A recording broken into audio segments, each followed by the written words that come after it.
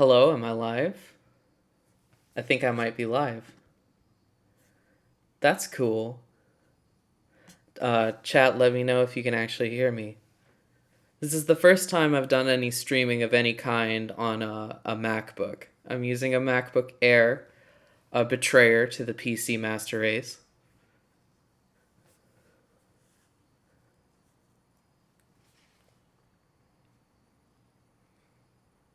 I'm just gonna wait until someone says something.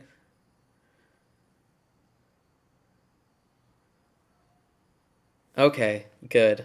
I'm seeing that people are saying that they can hear me now. Yeah. I decided to do this as a spur of the moment thing because I don't know, I was reading through some comments yesterday, and maybe I'll go through them again, and I stirred up some controversy on Ava Geeks, I think. I was reading through that a little bit, and I was just like, oh, some people are not mad at all, but uh, not okay with what I said about 3.0 plus 1.0. Um, Starting with the live stream I did with Ava Monkey, which I guess it was yeah, what happened to my Twitter? It was a source of actual anxiety, and it was causing me to fall into a little bit of a depression. Um, it was I was harassed constantly and labeled things that are pretty terrible for just opinions. And it made me try to act a little more aloof to counter the sort of culture of antagonism that Twitter often kind of revolves around. I think social media in general brings out the worst in people. We're not designed to be anonymous. And I mean, people are already backstabbing bitches as it is. So it's I think it just brings out the worst in us, and causes us to do things for attention and an attention culture. And so I tend to veer away from social media these days. Not that I dislike doing YouTube or don't want to do it. In fact, the whole reason why I haven't made any YouTube videos is because of being extremely busy with filmmaking. In almost every video I ever make, I usually just talk about things that are related to what I'm doing currently in my own film work. I've made so many short films. I think I'm approaching like 20 overall at this point, but I can't even show them because my university owns copyright on all of the films, and I'm not allowed to upload them to YouTube, which sucks because some of them are pretty good. That doesn't mean I haven't snuck upload some of them. Like, I think one or two I uploaded at one point just for the hell of it. Anyway, that's enough about me. And the Netflix dub video is going extremely well. I've scripted it, which means it will get made. A lot of the things that I do wind up being a series of notes instead of actual scripts. And if it becomes a script, it gets made. And I actually made that one into a script, which has just been... I was so frustrated because even not being on social media, you still really get the impact of it anyway. I was sent so many tweets from people saying the most ridiculous things about the Netflix dub I've ever seen, and politicizing it, which I think is extremely immature. But it's just a translation, and I think people have a tendency to look at things from a very Eurocentric slash Amerocentric perspective. So they're kind of applying modern American politics to Evangelion, and I didn't like that, so I wanted to make a video on it.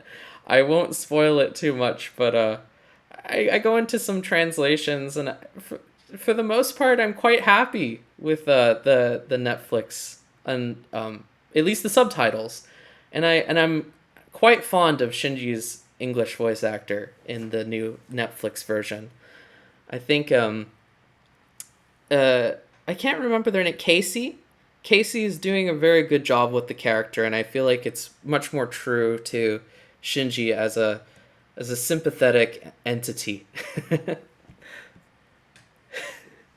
Oh well, it's not been a year. It's just some of my videos got taken down, like the Sacred Star of Milos video that I made. That was yeah, all the FMA videos on the movies have been removed or blocked worldwide, which really stinks because the Shambhala video that I did on Full Metal Alchemist is actually one of my favorite videos, and that being blocked worldwide by Crunchyroll of all people was extremely disappointing. Um,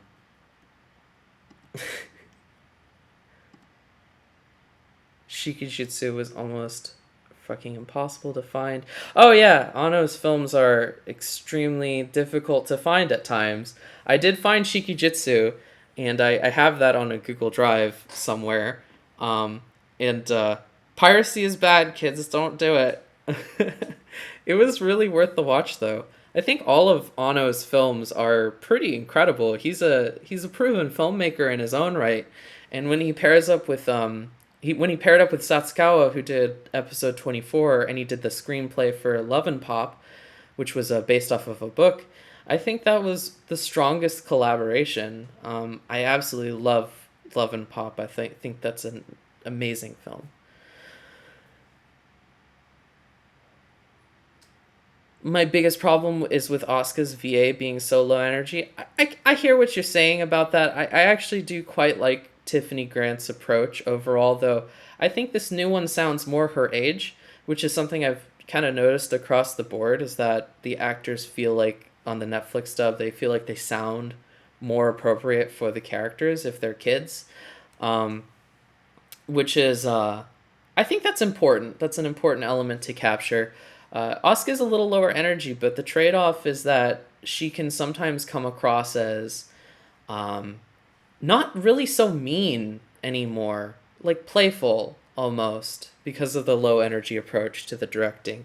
I have no idea who is the ADR director for the English dub or what kind of contact they had with Kara and Dan. Dan, who did the translations for it.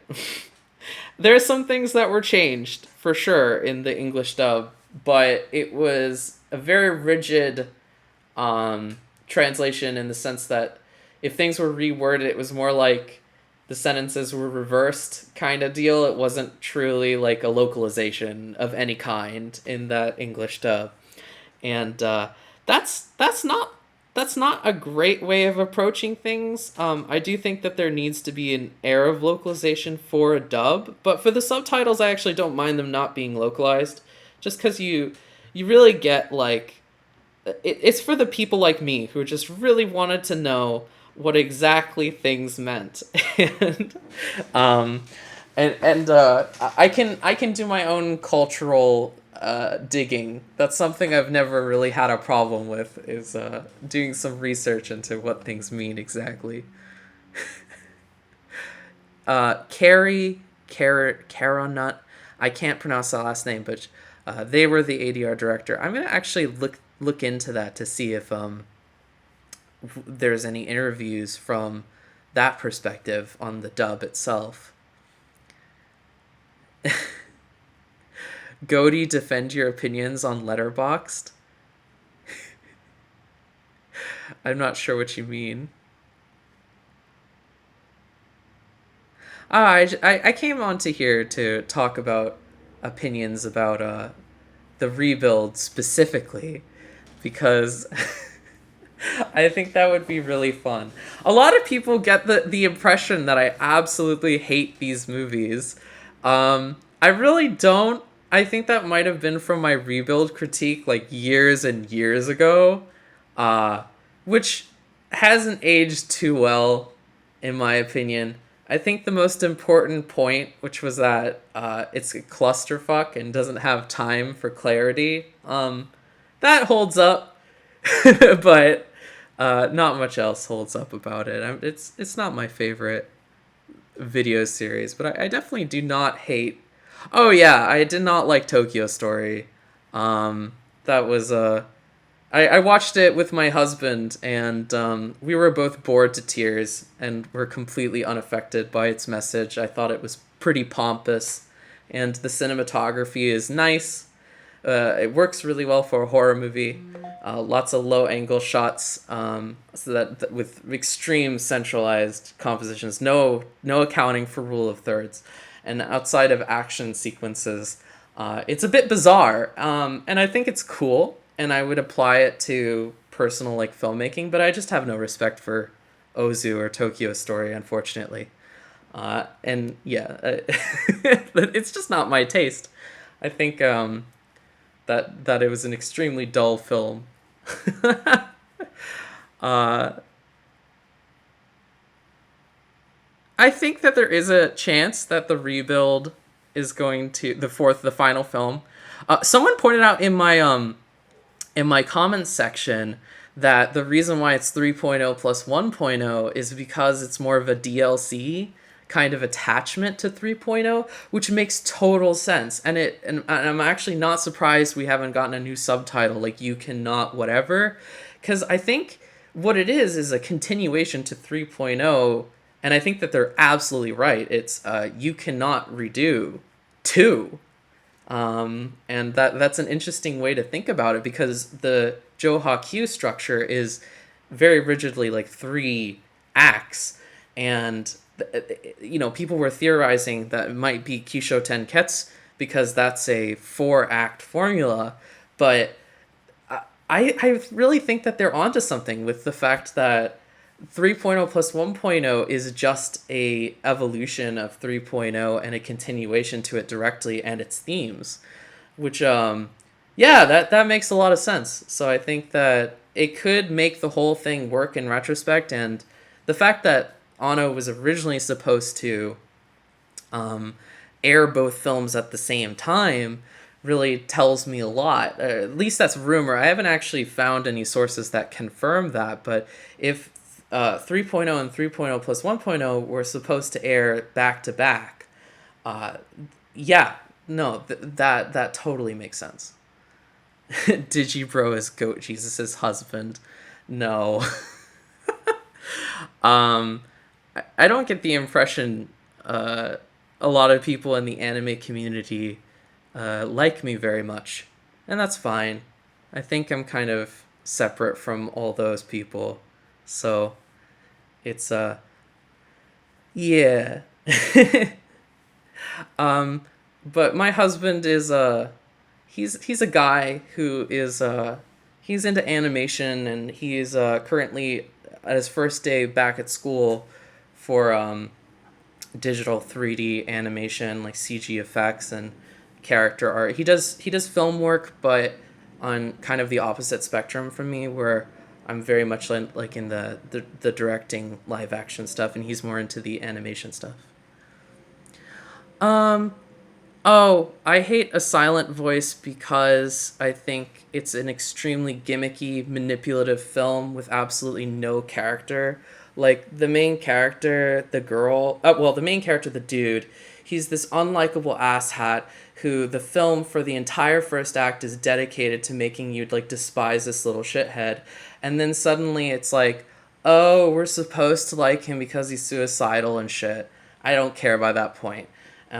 I'm a little bit more clinical when I look at films and things like that, so I think it was a very poor decision to have that first act dedicated to dehumanizing the main character, because I was not on board with him, and I felt like the film is extremely manipulative by making him immediately suicidal. Like, cut to Act 2, he tries to jump off a bridge, and I'm just like, whatever, dude.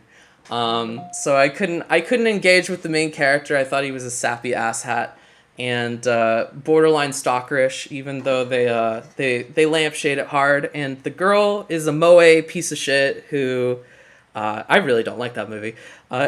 She has no personality. She never gets angry at anything. She's this total embodiment of cuteness, and her deafness is entirely like superficial. It's just like, oh, isn't it so cute that she's deaf and shit? Isn't it romantic that she's getting with her abuser guy? Fuck that movie, dude. I was not into it.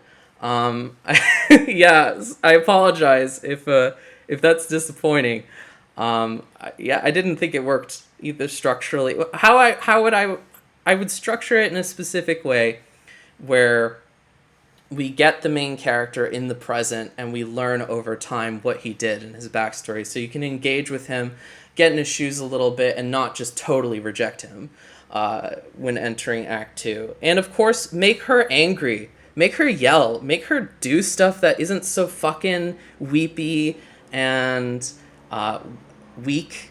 I didn't like it. It was silly.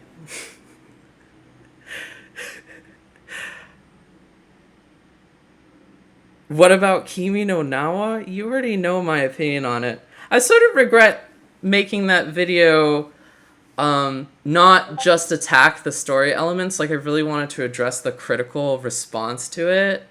And because that was part of what made me upset, was like the critical response surrounding the movie. But I mean, the movie itself, I think, is incredibly mediocre, like below average, absolutely. But but Kimi no Nawa is this film that a lot of Western people have been going, oh, isn't this amazing? Isn't this film amazing for these progressive reasons? And it's just like, that was just like the last straw. So I tried to address that in my video. And I regret doing that because I should have just focused in on the plot elements and the characters and what disappointed me about the film in that respect. And keep in mind, I actually went into this movie hoping that it would beat Disney at the Oscars and the Academy Awards. It's not like I dislike Shinkai as a whole, or, you know, I want him to do well. I want the film to be good. I don't like watching bad movies. I want movies to be good. So, yeah, people are asking questions not at all Eva related, and I'm I'm getting this off track. I apologize. I might veer into some territory that isn't, but I do want to talk about the rebuilds because I do find the discussion to be really interesting. But my biggest problem with 2.0, there's some really irritating things about 2.0 that bothered me, and to this day it's my least favorite piece of Evangelion, just as how it sits in the franchise and as a standalone film. I don't like 2.0 at all. I It's this film that it's not even a good movie. It's structured like a cliche Hollywood film through and through. 8 sequence structure, exactly as Frank Danielle talks about. Totally on point. Exactly, each sequence is 12 to 15 minutes without any kind of subversion to the structure of what a Hollywood formula should be. It's overcrowded with lots of characters that don't get development and aren't really integrated into the story well. I dislike the use of Kaji. I dislike Misato's use in that movie. I dislike Asuka especially because Asuka telegraphs her character arc constantly, where she's just like, she will tell you out loud what she is feeling at any given moment and like where she is in her arc. It's just like shit that's so on the nose 24/7, and she's just like, man, I don't work with others. That's not something I do. It's so great to be working with others. I've realized now that my character arc is about working with others. It's really cringy. So everything is very expected. There's nothing like subversive about it. It's not interesting. It's just a Hollywood formulaic movie with a bloated cast and no focus. I really dislike 2.0 just as a movie. and as a piece of Evangelion media, because Evangelion is very it's always interesting. Like, it's always something interesting to watch, but whenever I watch 2.0, I just feel like that was a movie. Nice. Cool. What next?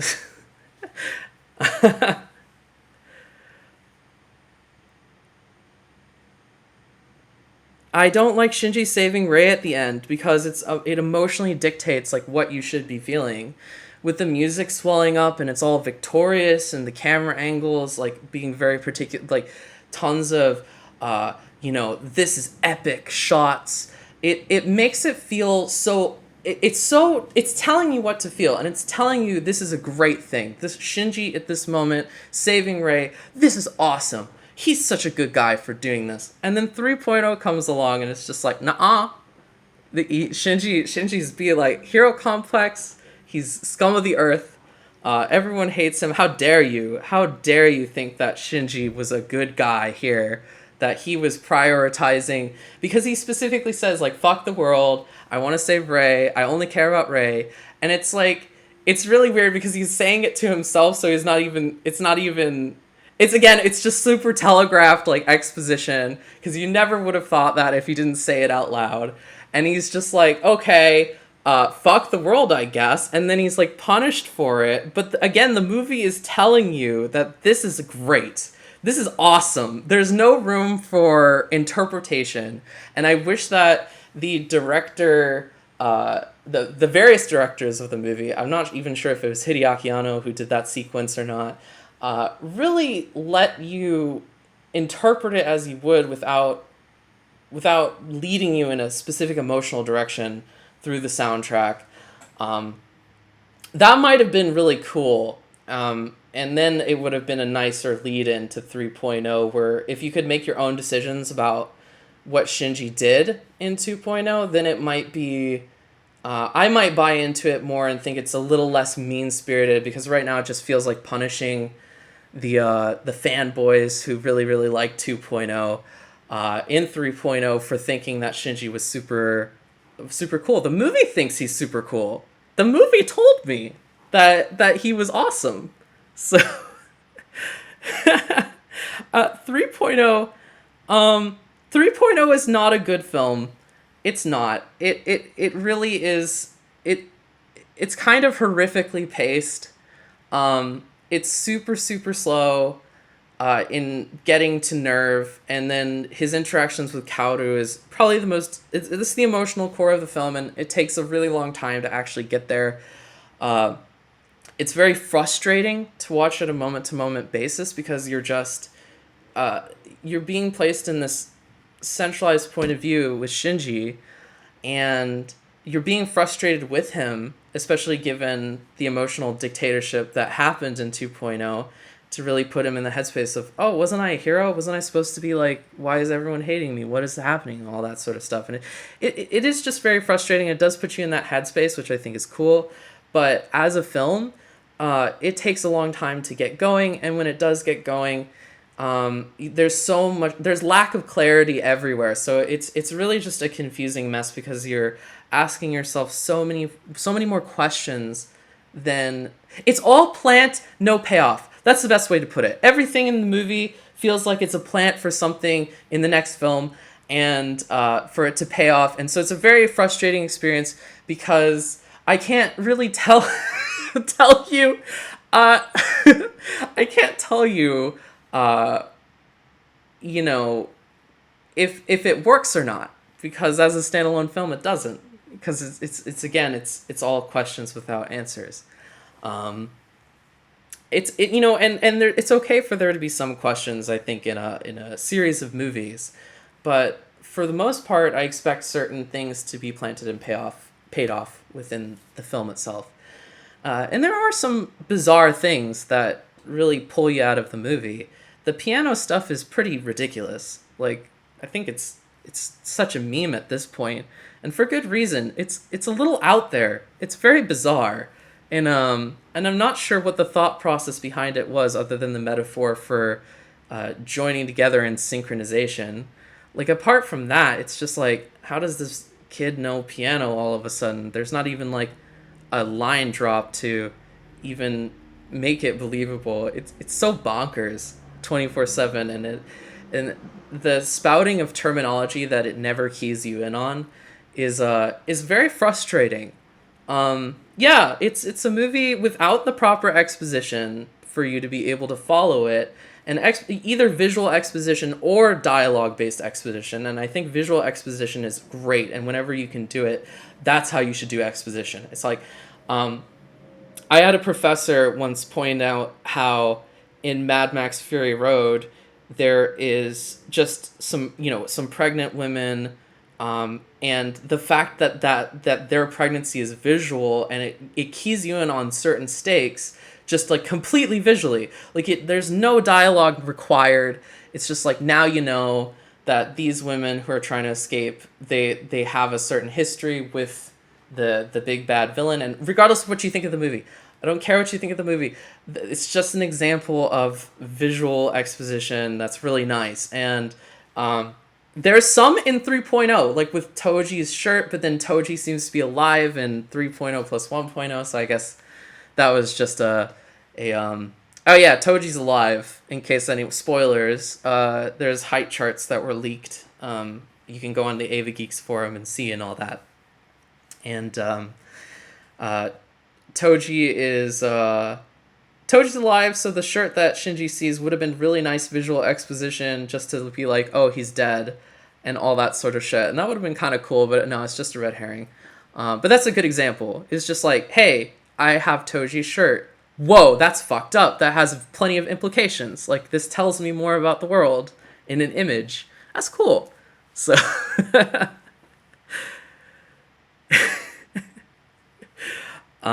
in Before Everyone's an Eva pilot now,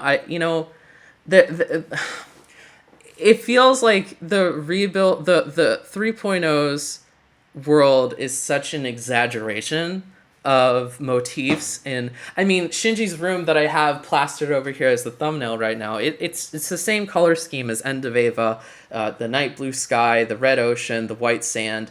The aesthetics of the film are parody almost of things in End of Eva. And I enjoy the aesthetics of 3.0. I think that's one of the core redeeming factors is the extreme flat compositions and the emphasis on a very, very, very select color palette. I think that it feels clinical, it feels empty, it feels like a void. I really, really like that. I think that's the strongest element of 3.0, and it works. I like the psychological disarray that Shinji goes through in the movie as well. I think that's all pretty effective. Not so much about Shinji and Kaoru's relationship as the emotional core. I actually don't really... I kind of buy into their relationship, but not as much as in Neon Genesis. Just because in Neon Genesis, the setup for Shinji meeting Kaoru feels more tailored to his character at that point, whereas like here he's a different character, and I understand on the basis of him being lonely, but the thesis doesn't really seem to be about loneliness. It seems to be about, well, in this film there's a theme of communication, because there's telephones everywhere and Shinji's on the phone. And in this shot right here, I think this is one of the coolest shots in the film.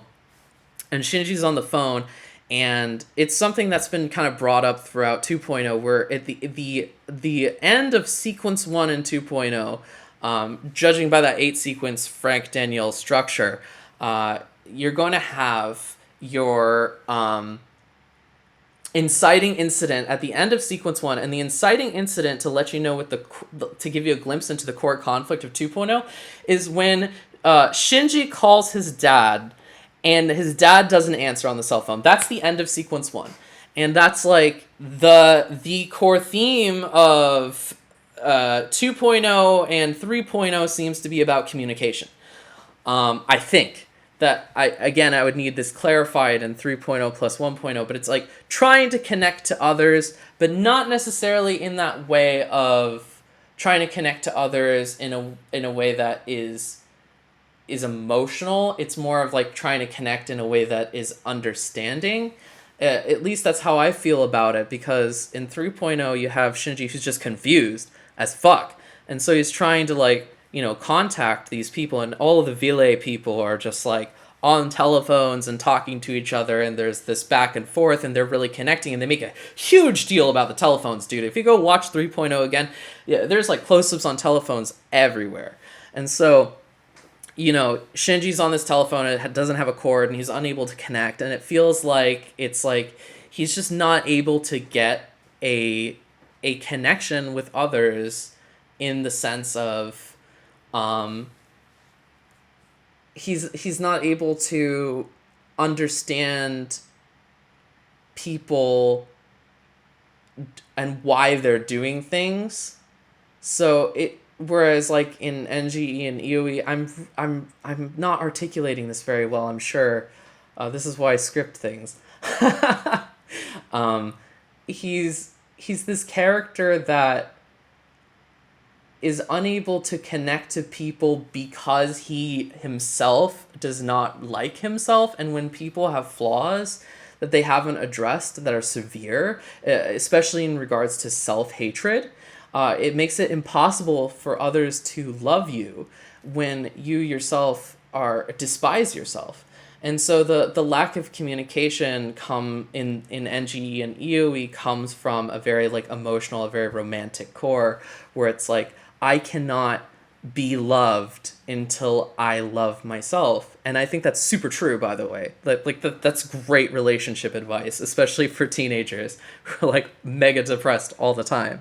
It's just like, until you can resolve that internal conflict, you can't expect another person to be there for you without it being like a leech in a parasitic relationship, which is what I think Yui and Gendo's relationship was in the original, where Gendo desperately loved Yui, who loved him seemingly unconditionally, and because Gendo didn't love himself, he sought solidarity in the fact that someone loved him, and he couldn't live without her. And that's exactly the dynamic that Shinji has with Kaoru in Neon Genesis, but he doesn't have that with anyone in Rebuild. I don't think Shinji's core is the same. It has nothing to do with I hate myself. At least that's the impression I get. It more has to do with, I wish people liked me because because of what I do, and the praise and the communication that comes from it. That's very similar, but it doesn't. It's the hero complex thing I was talking about in my last video, where Shinji wants to think of himself as a good person, as a hero. I think that's what it is. I think it's a little different than Neon Genesis. Let me read your comments. I'm so sorry for neglecting your comments, by the way. Again, I'm not articulating super well, so I hope that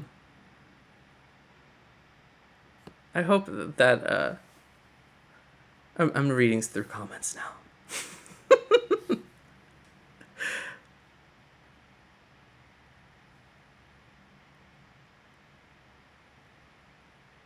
Yeah, no, I totally in Neon Genesis, I think that that Kauter's relationship with Shinji is a very like Jesus Judas esque dynamic, where you have this.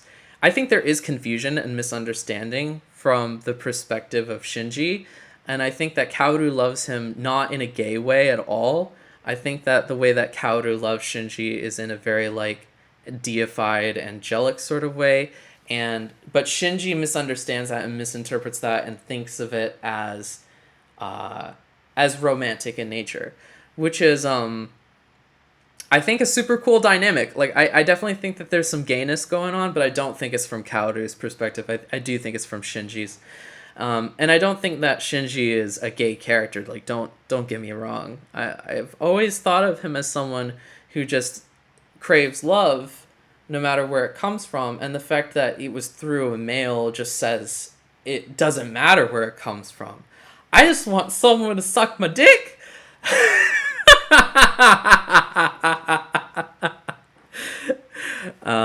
Yeah.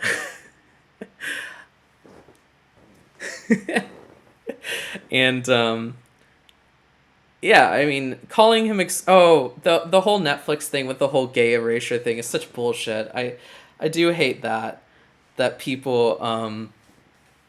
um people get this idea that because it's changed to a more literal translation with like that it suddenly is like gay erasure. The boy be blushing, the boy be seeing Kaoru to lower his AT field and EOE. There's plenty of character action and things visually that communicate elements of the story that are like pretty unmistakable. I think if there wasn't romantic feelings on Shinji's perspective, it would lessen the impact of his suicidal tendency at the beginning of End of Evangelion. It just wouldn't make sense. It just would not make as much sense because to me it's like, oh, I had a friend for 2-3 days and then he turned out to be an angel imposter and then I killed him. Like, angels have been dehumanized up to this point to a very heavy degree. And if there is no romantic quality, then it feels like Shinji should be able to divorce that a lot more and fall back into that dehumanization element. If he sees Kaoru as someone who's like, I'm going to be here with you forever. I want to stay with you. I want to like be your, be someone who's a companion. And while I don't think Kaoru means it that way, obviously, I think Shinji's just seeing it that way, then to me, it doesn't work as emotionally. Going into End of Eva, where he's so broken that he's willing to defile Asuka in a sexual way, because I think that Shinji is a very sexual organism throughout the whole show, and he's someone who needs that physical catharsis, and so he just killed the promise for that sort of thing, and now he's going straight for the second the second person who's shown him affection throughout the series. It's like very clear that there's a parallel romantically between his headspace for Kaoru and his headspace for Asuka. And they were the two most intimate relationships that he had in the series. And yeah, I'm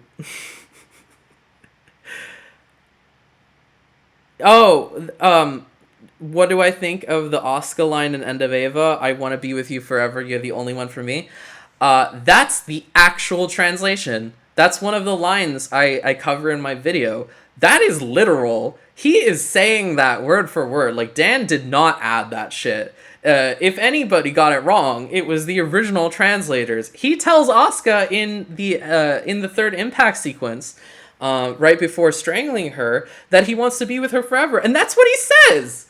I can't fault the guy for being literal across the board. That's just like, and it doesn't matter. It doesn't take away anything else from any other character dynamic. Yeah, Shinji's into Asuka. Of course he is. It doesn't matter. Like, it doesn't mean that it's gay erasure. It doesn't mean that he's an Asuka fanboy. It just means that he's into her. Like, go figure. She's still alive. So I'm sorry.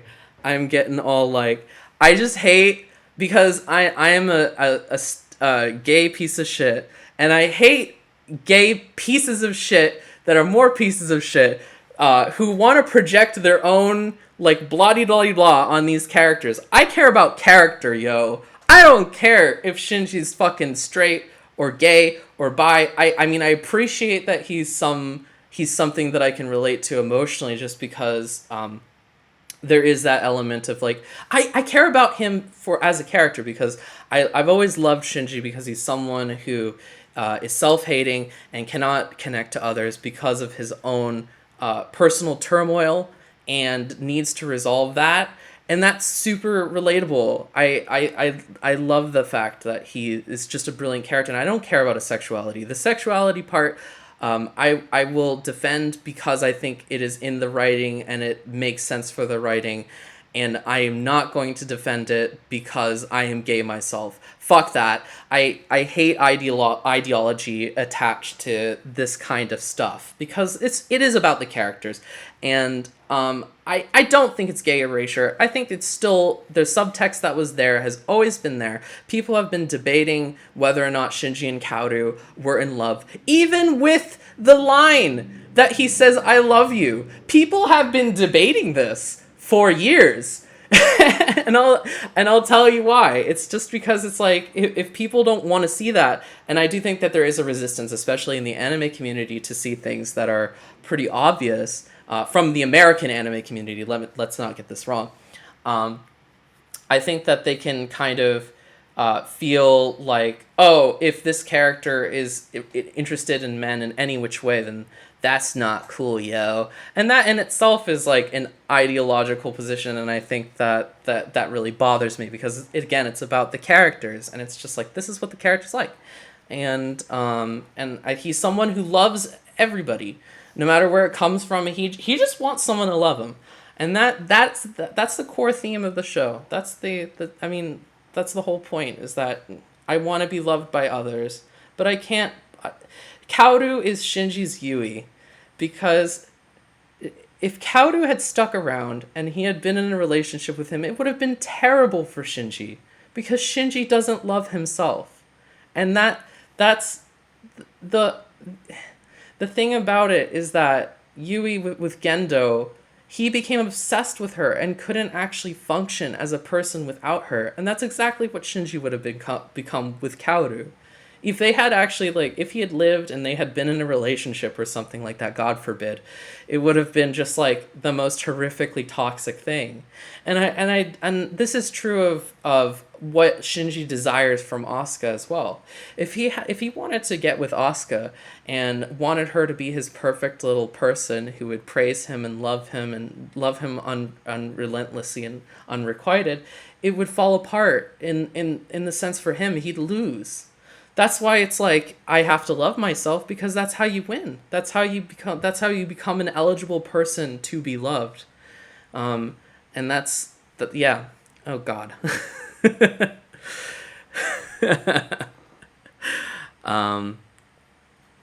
And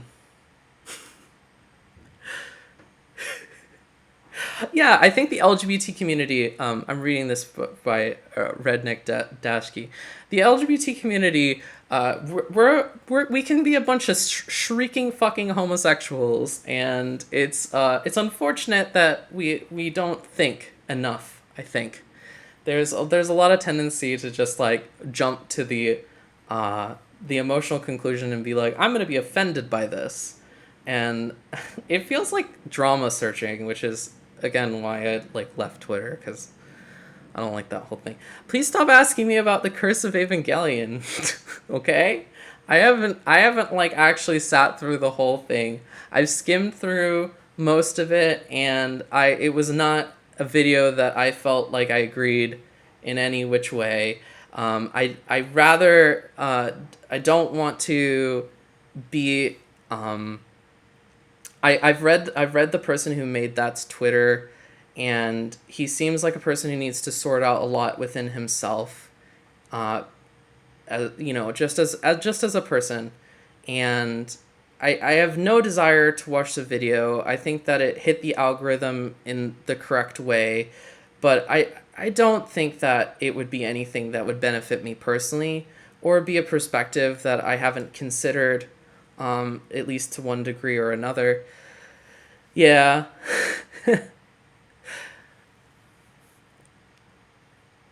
What about the Verge article on Eva and Trump?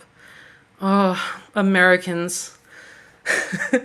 We Americans, we love to make everything about ourselves. And like, I'm guilty of this too, to a large degree. I read my film. I mean, we were talking about Ozu before, and it's like I was unengaged with Ozu's work because I'm an American, and I think about it from my American perspective on stories, and I do prefer Western structure from what I've been able to tell. And there are exceptions, of course, but the thing is that it's hard to escape your point of view and without just fully exposing yourself to other cultures. But I really think people should try not to define themselves by their status as an American and their point of view on American politics and apply that to Japan and Japanese culture. That's pretty fucked up, in my opinion. And, involving Donald Trump into Evangelion sounds like a shit show, and it sounds completely unapt. I don't know if Japan really cares as much as I don't know if the world cares as much for American politics as Americans like to think a lot of the time. Now, I know there is concern, of course, because America is a superpower, and other nations would naturally be concerned with what America is doing on the outset. But to be like, oh, Evangelion is pro nationalism, Donald Trump, la di da di da, no, definitely not. Um, oh yeah, of course I've listened to Everything You've Ever Dreamed. It's a great song. Yeah. Uh, the Fly Me to the Moon removal is on the Netflix version. I think it's completely understandable. I've done enough film producing on a short film level. Like, I've done producing work for others that I know how much of a pain in the ass it is to get to get the publishing rights for a song. And not even just like the rights to the song itself, like the publishing rights where you can use covers and stuff like that. It's a pain, and to do that across like several language tracks, even regardless if you have Netflix money, which, let's face it, like, Netflix is the DVD bargain bin of 2019, of the 2010s. Do you think that they're really gonna like shell out for that sort of thing when they could just use Ray's theme? It's just like, cool. I never really, I don't expect them to go above and beyond in that sense. Um, yeah, they're budgeted. They've got, like, heck of a hard time, I'm sure. You know, it's reasonable, I think. I've seen Funimation do this exact thing with Eden of the East and the Oasis opening, so it's not unheard of for even Funimation to do this kind of stuff. And that was just for like a few language tracks, like English and Japanese. This would have been for French, Spanish, German. I think there is a Brazilian dub as well that just isn't on American Netflix. There's multiple language tracks that we don't even see, and multiple dub tracks that we don't even see. So it could be up to like 10 different tracks or more, for all we know, that they'd need to buy the publishing rights for Fly Me to the Moon. Yeah, sounds like too much of a hassle. uh, I mean, I love Fly Me to the Moon, and I feel bad that it's gone. Like, don't get me wrong. Oh yeah, I miss Pseudo Stuff, for sure. He was someone who I spoke to regularly enough that I definitely was one of the people who was very concerned for him. Um, I hope he's doing well wherever he is. I haven't actually been contacted back in any which way, but if he gave up YouTube, I feel like it was probably for the best. It was probably for personal reasons, and it's something that I can relate to, just given my Twitter experience. When you put yourself out in public to this degree, it can be hard to handle all the different kinds of voices shouting you down constantly. It just builds up to this point where it can be like, you know, very stressful. Authorial intent, death of the author, or somewhere in between. Uh, it's making things myself definitely gives me sympathy for the author, just because, like, anything you make, you definitely have an intent, and impact can obviously be very different from intent. Um, it's always really frustrating when someone interprets my work completely different than how I intended, but I have all this evidence for how I intended it to be. Where I'm just like, this means this because this means this and this and this and this, and I planted all of these, and how could you not get it? And why are you thinking something else? But you do have to kind of accept that the intent is never going to be fully read that way, and there are things subconsciously that you can plant in. And I don't mean that in a negative way, so, you can definitely Be someone who makes happy accidents in your movie subconsciously, and be like, oh, this actually works. And you're thinking about it during production too. So you're like directing something, for example, and you're like, oh, I didn't think about this, but it totally works, and I can see how it could be interpreted in this way. And then you roll with it. But you didn't have it in mind when you wrote the script, and you didn't have it in mind in pre-production, and it's this whole thing. So is that intent? It's kind of loosey-goosey, a little bit. And death of the author, I kind of agree with, because once something's kind of out there, it's out there, and people will read it however they want. And it's kind of our jobs to prevent people from reading it in the wrong way. Maybe if people read it in a way that you didn't intend, then it's like perhaps you could examine clarity in your story.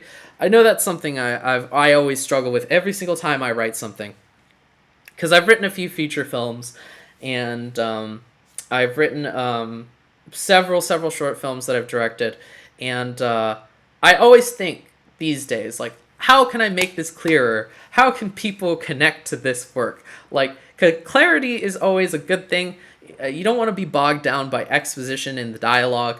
That's definitely where people get like, ugh, icky about.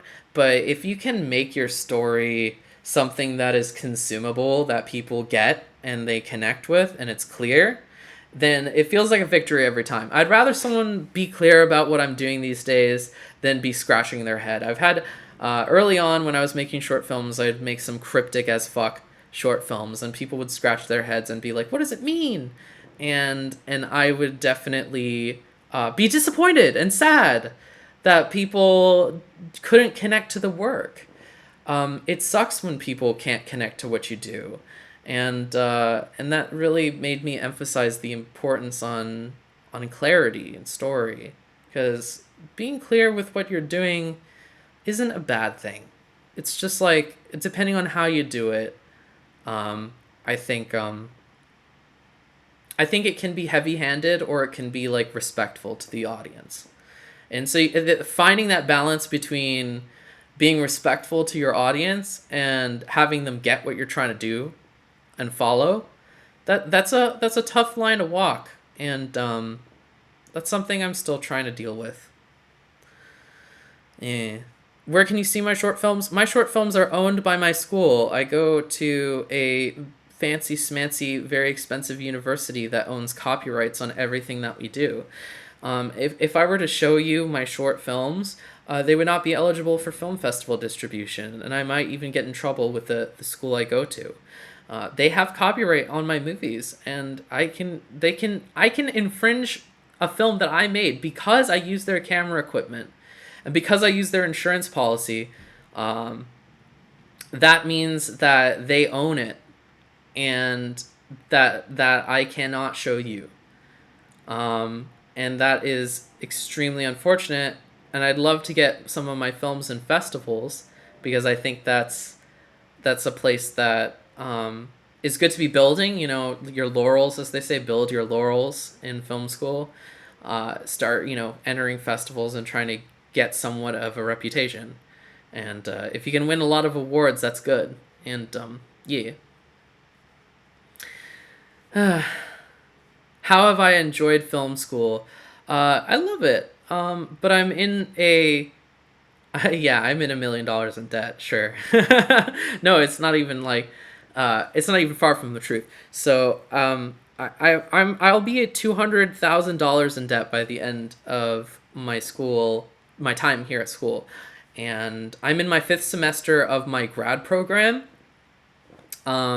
So I'm in my master's in the directing track, or what is of the directing track. I've done a lot of producing work, of course, as well. I'd say directing and producing are the two things that I've done frequently. And screenwriting I've just always done a heck of a lot of. I've written like more than I've ever made. But the school I go to, I don't regret it. I think it's worth every penny, in the sense that I feel like I have more opportunities and I've learned so much. and I can't see myself doing anything other than filmmaking. I've never have been. I've always wanted to do this ever since I was 12 years old. Part of the reason why I started a YouTube channel in the first place talking about this stuff was because I was like, oh, I can organize my thoughts and really like figure out what I personally enjoy about movies doing this and keep a record of things that I'm learning all throughout my process of striving for that dream. So I've been like, I was pretty motivated straight out of high school. I graduated high school when I was 15 and immediately began community college with the intent of I'm going to be a filmmaker. Don't get me wrong, I sucked at a lot of subjects. Like I'm not good at math, I'm not good at science, but I just have like a lot of drive for that sort of thing. So I'd make sure I got good grades and I could get into the school of my dreams, which was AFI, and I was rejected from AFI. I went to my second school of my dreams, and now I'm in my second choice program. But it's brilliant. I've connected with so many people, and I absolutely love it here. It's my place. How would you write Mari in Eva Rebuild? Don't write her.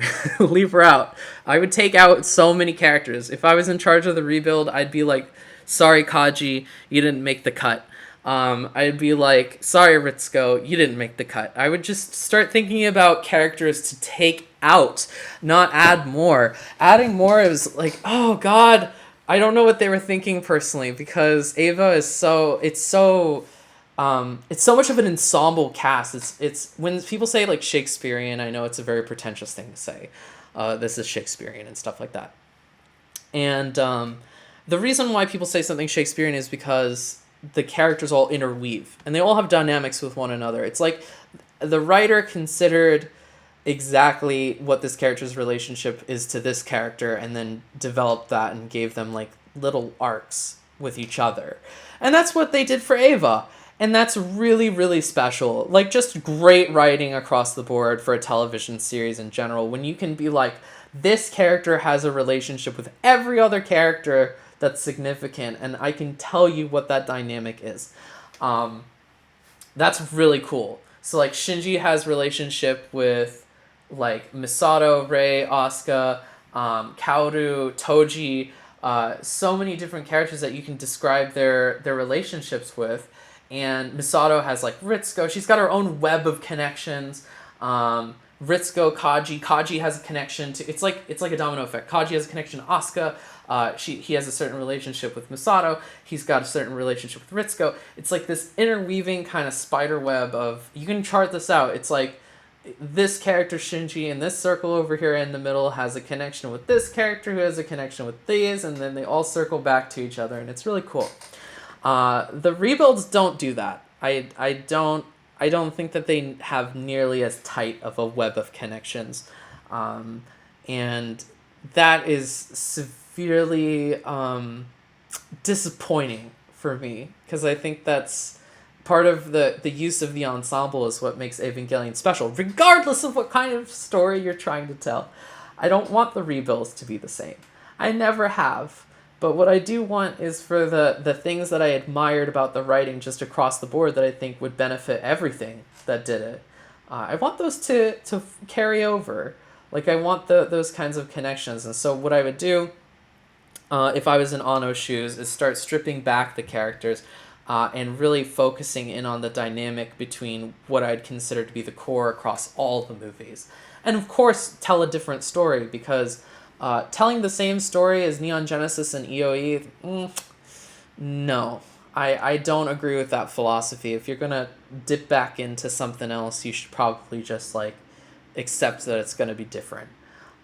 So what I would do is, like, introduce Asuka in the first movie and try to build her dynamic into the dynamic at the start and really focus in on that family dynamic of, like, Rei, Gendo, Shinji, Asuka, Misato, and those would be that's enough to kind of sustain, I think, a trilogy or a quadrilogy, however you want to look at it. And this is considering if you wanted to do something coherent. I don't know if the rebuilds are aiming for something coherent at this point. 3.0 jumped the shark on that, like, hard, like super hardcore. Sorry, that was my alarm. Is just like, oh, all semblance of traditional movie trilogy out the window. we're going to Rian Johnson this well before him and 3 times harder. So that's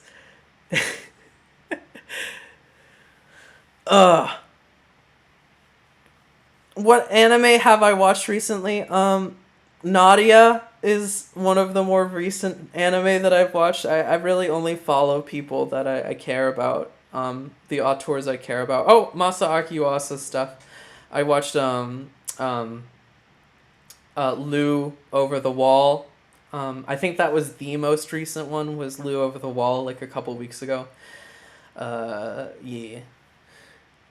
Mm.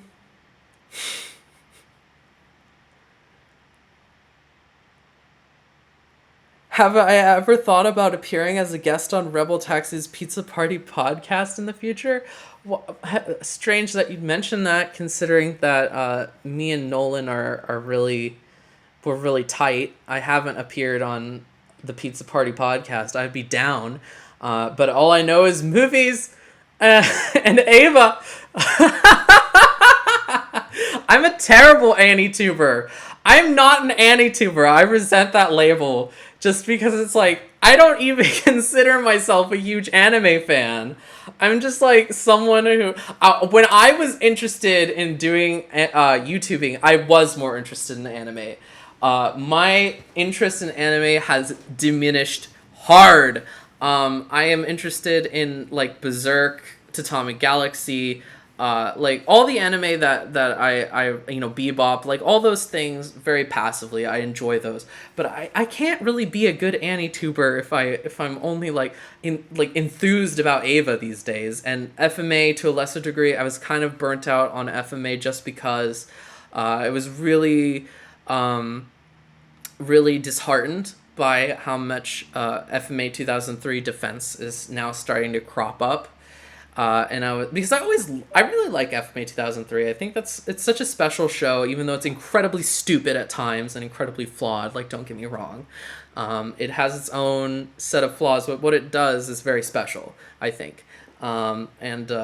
It's a very interesting show.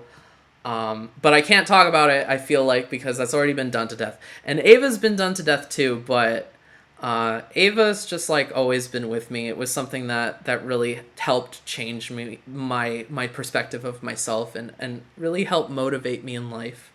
So I hold it in very high regard, Evangelion, because it was such a dramatic turning point for me, and my own personal coming of age. Like, I got into Ava at the right time. I was 14 years old when I first watched Evangelion. That's when you should be. That's the age. That's the age, 14. And I know EOE is some NC-17 fucked up shit. Nah, you should show it to a 14-year-old. Because it's gonna profoundly, I think, help people. Help kids especially. And I think that's really significant. Helping the younger generation really get a foothold on a lot of things is important. So what are your current views on Texanalize? I rewatched it recently and I still really enjoyed it. I think it's I don't think it's nihilistic. I actually think the opposite. Its tone is very dreary, but it's very impactful visually, especially in the later half of the show. Yeah, I really like Texanalize. It's not for everyone. I would never say that it's something that I'd recommend to a heck of a lot of people. The Rebuild movie stand 3.0 is either the best of the rebuilds or the worst, and it really depends on your point of view. Because I think 3.0 is the most interesting. So in terms of interesting, I maybe rank that as number 1, followed by maybe 1.0 and then 2.0 and dead last. Fuck 2.0. But as a movie, probably 1.0 is the best. which sucks because it's just a TV series cobbled together into a movie. Uh, it has no right to be considered the best. So yeah, I'm gonna go 3.0, 1.0, 2.0 very begrudgingly because I don't like any of them. um,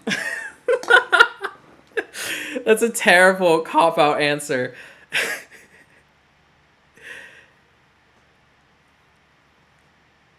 No, I don't think Textualized is nihilistic.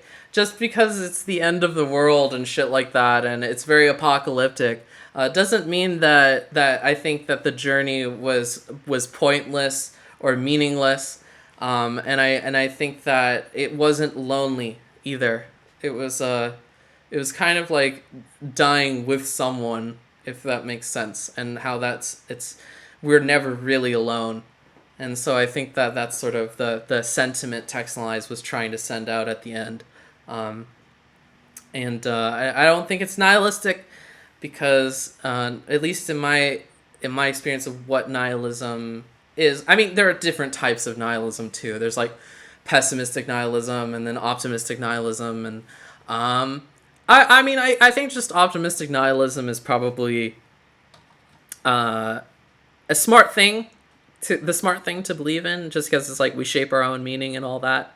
But as far as just like pointlessness, bleakness, all that sort of stuff in Textualize, it's the journey of someone from an animalistic person into being a human being, and discovering that loneliness is not fun.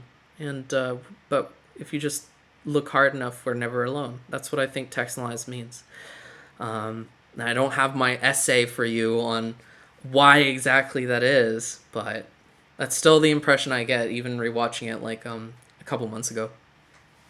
Yeah.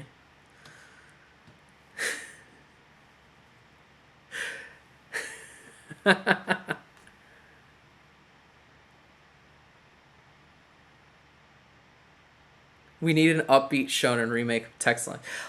Let's bring it back to Rebuild. Um, let's bring it back to Rebuild a little bit. So I found it very interesting when people were talking about their theories on how the final film is going to end, and I'm really curious if you guys have any opinions on what will happen. Goat Jesus over Ava Monkey. That's not nice. No, everyone equals each other. People are good people. Everyone equals each other. Not in that, like, freaky, like, communist way or whatever. Yeah, I've read the Ava manga. Oh my god. I'll talk about the Ava manga after you tell me your theories on... Tell me guys' theories on 3.0 plus 1.0.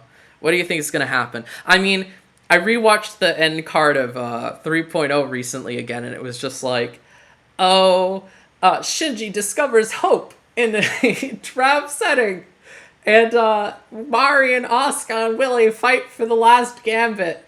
And I'm just like, okay, my expectations are in check now. This is going to be a movie about Shinji being like, I'm not able to connect to people, and then he connects to people through maybe talking to them, because talking is good. And and then it's going to be Ville versus Nerve in the final showdown to rejuvenate the world, or whatever Gendo's. I would like to know what Gendo's motivation is, because damn, I don't know what it is no more. The guy spends 14 years just like keeping his... just according to plan, I knew this would take several decades to bring my Yui back.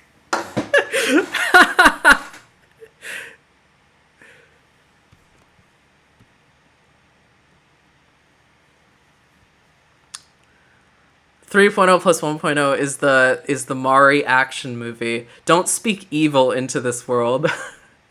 I actually don't want them to develop Mari, because they already failed to do it in 2 movies in a row, and any like screen time with her is a waste of time. I'm just like, I'm here for the characters that I have investment in. I don't think the rebuilds are for newcomers anymore. I think that they haven't been since. 2.0 has a lot of elements that are just like, oh, you knew that this is going to be for fans. And I think that the rebuilds overall are directed at fans, not newcomers. Especially with 3.0, kind of like threw all ambiguity about whether or not this is for newcomers out the window. Because at this point, if I wasn't like invested in Evangelion, I would have checked the fuck out. I'd be like, fuck this, I'm not even gonna watch the next one. But since I'm already invested and an Eva fan, I'm gonna be watching all of them, of course. But I don't care about Mari. I don't want her to be developed. Fuck her. She's not proven herself. She's not a useful asset. She hasn't basically intertwined in any which way with the character dynamic or added anything to Shinji's arc, which is the main focus. And it's just like, so yeah, I mean, anything that she did could have been replaced with any other character, and in fact was in the original series, like in 2.0 when she's like, hey Shinji, you should go back to Nerve, because people need you. And that could have been done by Kanji, because it was in Neon Genesis. She's a character who is solely devoted to stealing the spotlight from everyone else, and so I say fuck it. Reduce her to sidekick to Asuka 24/7, complete backdrop crony. Any kind of intrigue that she had at the end of 2.0 is like withered away after all these years. Screw her. It's all about the original cast.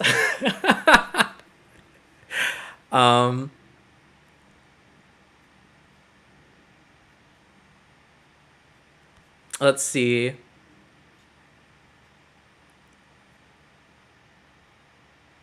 Gosh, Mari's screen time in the opening, yeah, like I said, I really don't care. I just want to see the original cast because the movie has set up zero investment for Ville/Wunder stuff at this point. And I do think that's more important just because Anno has such a heavy emphasis on Misato in 3.0. I'm like, I need to know why she is the way she is, and I need to know what the heck is going on with Ville because it's important for Shinji that they get developed, I think.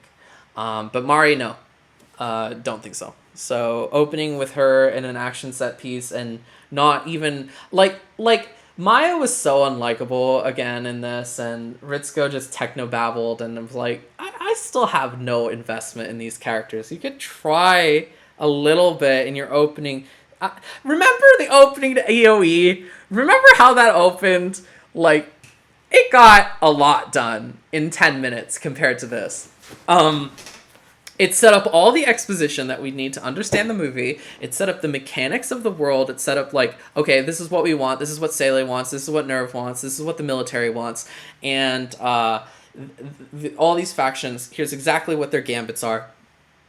And it set up the mechanics of the world. It told you exactly like Seele wants to use Evangelion, especially Unit 1, in order to like achieve immortality. And it's weirdly clear. It's not that cryptic. People really maybe it's because of the translation as well, but rewatching the new translation, I had no problems understanding anything. I thought it was very straightforward. And it gives you all the rules, and on top of that, you get like Shinji full front and center. You get the theme stated. You get the whole like jerk off scene, which is super fucking cool. It's a really edgy scene, but it's really boundary pushing. But in a good way. Like, I actually haven't seen anything that freaky in a movie since End of Eva. I think that was such an impactful scene just because it was so out there. Like a 14-year-old masturbating on camera to a 14-year-old's comatose body. And it's not like at all titillating. It's just disturbing as fuck. Like that sort of shit is unprecedented, and you can't do that outside of animation. At least not without casting people who are very clearly older in those roles. Yeah. it really kicks you in the nuts. It's really crazy. Um, and so in the equivalent amount of time that EOE spent with 10 minutes, we get the character, we get the headspace, we get the exposition, we get the factions, we get all the setup to the movie. Here I'm like, okay, we got Rejuvenation Planet. We got that going on. I already figured that out 4 years ago. Cite Until You Come to Me video over here. Like, I knew that they were going to do that just with the one clip that they showed of Shinji walking with clear waters and stuff like that. I was like, oh no, they've been setting this up since 2.0. They're going to do the purification thing. Like 2.0 had the whole aquarium and all that and the purified waters. So they've been setting this shit up since since 2009. No surprises. The whole thing was very unsurprising, and so I disliked it in the sense that there was no expectations were subverted. And you know, when I say this, because I said this on Ava Geek forums, that I want my expectations subverted, I really don't mean it in that, like, it has to be lol randoms, look at this, Luke Skywalker's gonna throw a lightsaber over his shoulder kind of deal. I mean it as in just like, give me something that I couldn't have predicted. Or something fresh. You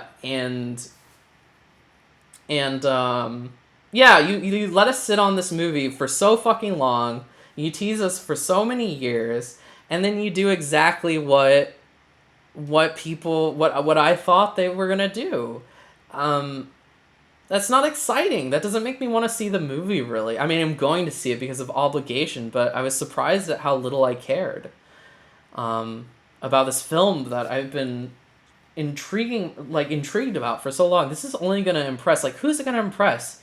The diehard Eva fans who will love anything Evangelion, and the people who are, like, super into LOL's action. Is that really the crowd you want to draw? Is that really what you're gonna do to intrigue people and entice them to watch your film, Anno? I'm very shocked. The man is smart, and he's either doing this. There's two things in my mind that could be going on. Anno is either doing this to supply financially Studio Kara, get it off the ground, and then do other projects and give people jobs, especially CG artists, because that opening. One of my friends said, it's a great tech demo for 3D movement in animation. And I'm just like, yeah, that's what it was. It kind of feels like, hey, here's a paycheck. 3D animators, here you go. Yeah, we're gonna give you some bonus cash over here. This is from me, Papa Anno. Yep. You financially be sound. Yep. Got you covered. And yeah, I think Anno is, especially with Animator Expo, it kind of opened my eyes to the fact that he's this person who desperately wants the animation industry to thrive. And so I think that these Rebuild films, one of the routes, it could be just bog standard. I'm going to use my franchise to give people paychecks, to establish my company, to get financial stability, and then I'm going to do something else and that I actually care about. I don't give a shit what happens to this. That's one route that he and I could totally see why he'd like take such a long break if that's the case, because of course you'd get burnout. Like, of course you'd be like, okay, I'm done with this. I need a break. What have I gotten myself into? Oh my god. Like, you know, and he does Shin Godzilla, which is a great film. I love Shin Godzilla. I think that's an amazing, amazing movie. Like, Anno's live action filmography is fantastic, and clearly the guy, he won like all the Academy Awards for Shin Godzilla. The man puts all of his effort into this thing, and it's like coherent, it's thematic, it's beautiful, it's smart, it's funny, it's got everything. And then you go back to Rebuild, and it's just like clinical, but subversive and like crazy. It's whack nuts, but it's just like, and I don't think that that he's like putting zero effort into this, or 3.0 is very much like a move that you wouldn't do if you just wanted this to be straight up bog standard. You know what I'm saying?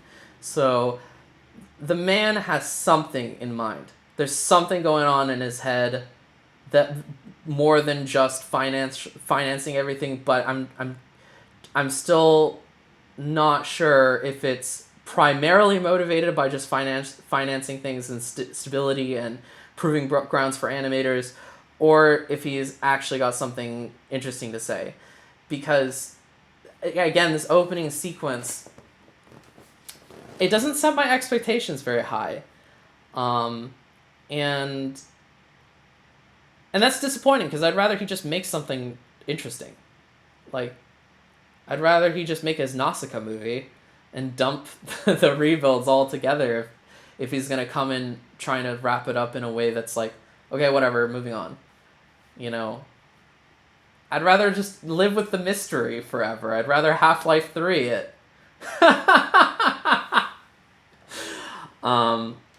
Yeah.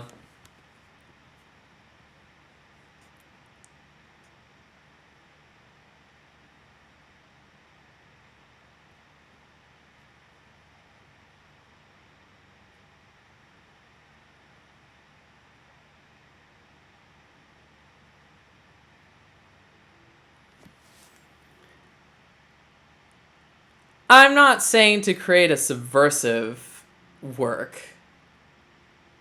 I think but at least being surprising is good. I think that there's a delicate balance between deliberately subverting expectations of the overall film and what it would be versus executing something well and being like having craft behind it and misdirection. Because like the Last Jedi has a reputation. I'm not a fan. I'm not a Star Wars fan in general, but I'm just not a fan of that movie. Like, across the board, I just don't think it's a good movie. Sorry, Ryan. It's just kind of poorly made. And if it had been surprising but really well made and had great characters and stuff like that, and I could get behind Rey, then I would have liked it. I would have been behind him trying to be surprising. But part of like the identity of Star Wars is like this hero's journey, and people have very specific expectations, and I just think it's a very poorly executed attempt at a hero's journey. Like, I don't think Last Jedi is that subversive. The things that it subverted were like inconsequential, except for Luke's arc. Luke's arc is a big problem, and I'm talking about this just as a writer, because the hitherto point A to B to C is not well justified or explored. Like, I don't get why Luke, given what we know about him, would recede the way he does. I just don't buy it. It's just not realistic for that character. And a character who represents hope, I get the irony. It's like, oh, a character who represents hope is now suddenly like the most hopeless of all. But it's just not built into it. It's not part of the intention of the story, and it wasn't built into the original trilogy, so there's no... And it wasn't even built into Episode 7, so it's just... There's not a logical through line, and that's what people get mad about, especially with the subverting expectations, because it's surprising, but in a way that isn't built in. I don't think people should ever do that. That's not what I'm saying. But I think being surprising and being subversive of expectations is a good thing when it's planned. You misdirect and then reveal, like, this was it all along, and it contextualizes everything, and you're like, oh my god, it all makes sense now. Like, that's cool. Like, being unpredictable, that's cool. But being unbelievable and breaking suspension of disbelief, that's not cool. So, like, Evangelion with 3.0, it's just like, 14-year time skip. Wasn't built up at all. It had absolutely zero built up. It just happens. And that, so, you know, I memed that Anno is like Ryan Johnson times 3, because that is insane. So, I'm not sure why anyone would want to be completely out of left field like that. That's just like what is going through your head?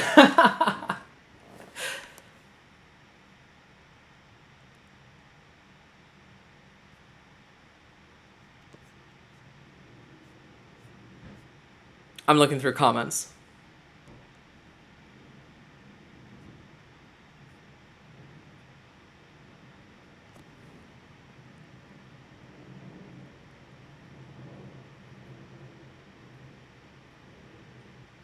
Oh yeah, people have been saying NGU manga. I should talk about that. Not a fan. Love the artwork. That's. I think the manga is borderline idiotic at times. Actually, most of the time. I think that the changes that Sadamoto made come from a place of truly not understanding how to write.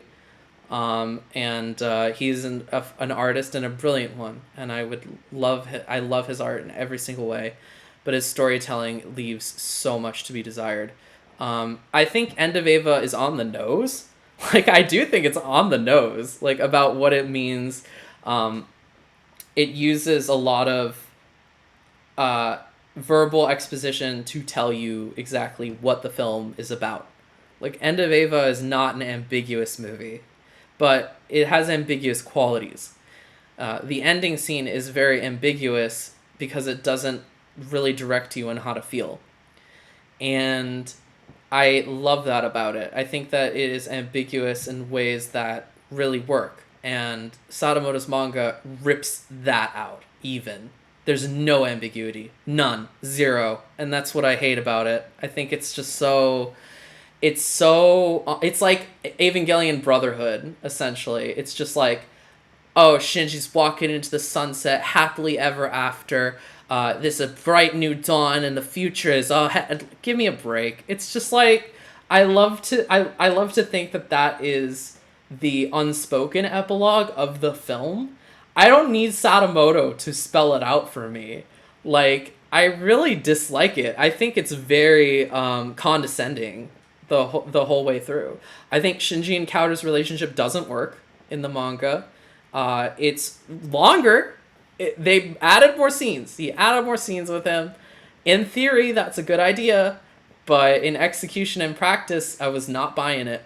I just did not think that Shinji was at all in the right headspace for Kouter's introduction. I don't think that he was... I don't think that Shinji is a likable character. I think he's like a lot more pompous and cynical in the manga. He feels less innocent. There's a lot of things in the manga that are just borderline dumb. Like Gendo with his freaking AT field, force field. That's pretty dumb. Where he like points out his hand and he's just like, boom, AT field, I got Atom in my hand, haha. And I hate the scene where he's like, I was jealous of you, Shinji, because you be sucking on my wife's titties. I hate you, son. And then he's like, yeah, I hate you too, Dad. With like the whole point, like, Bennett the Sage, years ago, my boy Bennett, he had said, oh, why doesn't Shinji confront his dad? Well, it's because Shinji needs to find self-actualization through himself. That's the entire thesis statement. If he had confronted his father, it completely defeats the point. His father is a toxic entity who Shinji has been craving for attention throughout the whole thing. He's like, Daddy, please love me. I need your love because I don't love myself. Please reinforce love. And this is the core conflict of Eva. So him not confronting his father means, I don't need you. I don't need your validation. I love myself. And that's what he needed to do. He doesn't need his daddy. So to have him confront Gendo in that way, and then Gendo's just like, oh yeah, I fucking hate you. It completely strips Gendo of any complexity. It completely makes, like, the whole thing into a joke. And, like, the Freudian aspects are taken to a crazy level when he's just like, you took attention away from my Yui. Because you were born. It's dumb. Asuka strangling Shinji, shrieking out of bed and strangling him instead of the jerk-off scene is insane. I'm like, Sadamoto, boy. This is hilarious. What are you doing? I'm having such a good time, and I'm not liking any of any of it. Um, yeah, it's really funny because I love Sadamoto as an artist. I think the manga looks beautiful. It's just every change was like the most like cleaned up. This is Eva cleaned up. This is Eva for everyone. Fuck that. I'm not into the idea that everything has to be for everyone and that we have to address all fan criticism through something, or like, because it's just like you make something for everyone and you make someone for no one. That's how I feel. And so I think the Eva manga was made for everyone in a certain sense, and I, me and my friend group, we are not fans of the manga because it's too on the nose. It's ridiculous. It's a joke at times. It's just like over the top, silly. It's cheesy as hell. It takes something that I think was respectable and strips out anything mature about it. It's an immature interpretation, I think. So I really dislike the manga. I think it's actually even worse than the rebuilds, just in the sense of this is the same story but done worse. At least the rebuilds are something different. Yeah.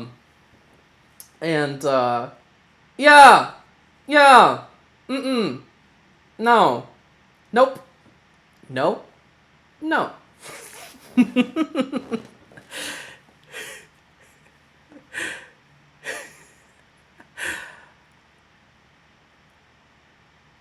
EOE was made specifically for Anno as opposed to the fans. No. That's wrong. In my opinion, I just completely flat out disagree with your interpretation of End of Eva if you think that.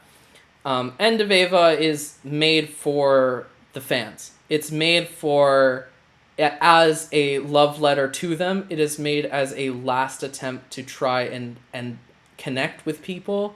It was made as a plea for the fans to self-examine. It was made absolutely for the fans. I don't think Anno needs to prove himself after the success of the merchandise and all that sort of stuff.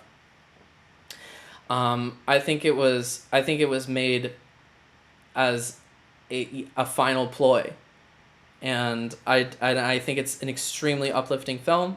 I've had that interpretation for years. When I got out of EOE at 14, I went, wow, there is good in the world. Because I always find that the only thing that throws people off is just the ambiguity and the directionlessness of the last scene. It's a test. It's a test to see how you are faring with all the stuff that Anno tells you about, like, you have the power to view things in a positive light. You have the power to be an optimist. You have the power to do whatever you think that you can do to help yourself and live a life that's worth living. As long as there are opportunities for you to be happy, you can take them. That's what he means by the sun, the moon, and the earth exist. If you have the opportunity to be happy, you can be happy. Stop being so freaking miserable all the time. Love yourself a little. And that's really what it is. And the last scene is a test. It's saying, what do you get out of this? Because NGE, point blank, NGE says, maybe look at the glass half full, yo. Maybe see things as a little bit more positive. Rainy days can be happy too, homie. And, when when EOE comes strolling around and it doesn't tell you how to feel and it gives you this, like, violent image, and then it's just like, all visuals, like, no music, do with this what you will.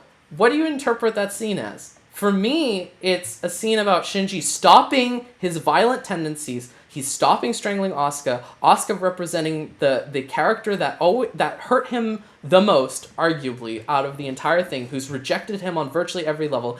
Kaoru is not a character who represents this at all, where he's the opposite, where he's like unconditional love. Asuka is conditional love. Asuka is someone who will, I think, be capable of loving you, but, you know, she's a prickly fucking, she's a hedgehog, yo. She hurts. The bitch hurts. And so, sorry for my colloquials. And she is this character who he's gone close to and has rejected him over and over and over again. She represents pain, the pain of companionship. And so he's trying to kill it. He's trying to get it away. Pain hurts. And she strokes his cheek in the same way that his mother did when he promised to himself that he'd try to change. And then he stops. And it's a scene about him stopping that violent tendency to run away, to destroy. It's about, like, actually coexisting with the pain. It's an extremely positive message.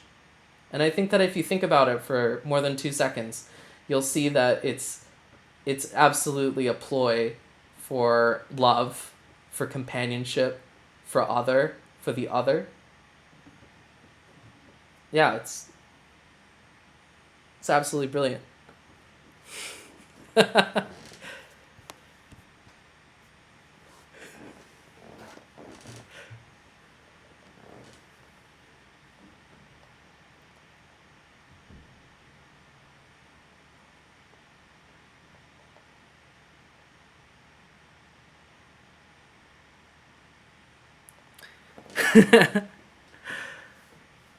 I'm just reading through comments again.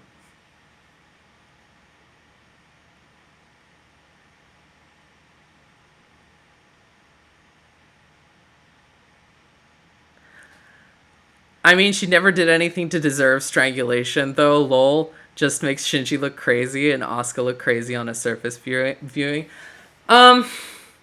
Dude, the character's about everyone's crazy. Show's about people with mental disorders up the wazoo.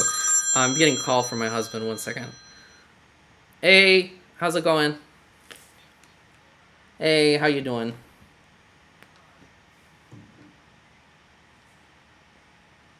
You're breaking up?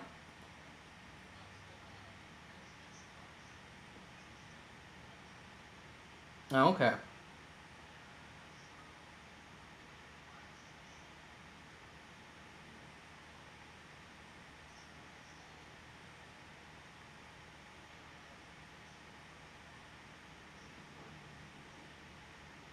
Okay.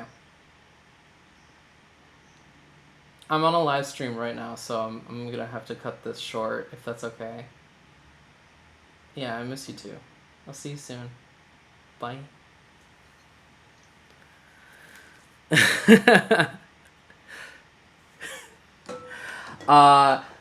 But in regards to that previous comment about Shinji, whether or not Asuka deserves it, I mean, I don't think she deserves being strangled. But the whole point is that this is like a crazy otherworldly, circumstances with people who are fucked up. And I don't think I think Shinji, it's like, again, it's more about what the characters are representing in this moment, and not so much like whether or not Asuka deserved being strangled. Nobody deserves being hurt. It's not a good thing. It's not a good thing. I mean, that's the whole point, is that the scene is about it not being a good thing. But he was willing to strangle her in instrumentality. So it's just like it's an addressing of his emotional state then compared to now. It's very intense. It's very brutal. Strangulation is the worst way to hurt someone. I think it's the most intimate way to hurt someone.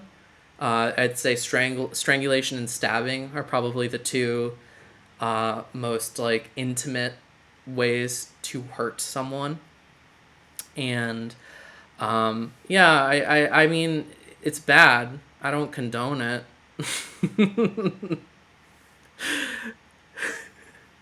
Yeah, I've been married for a little while, since January. So, not like a whole long while, but yeah.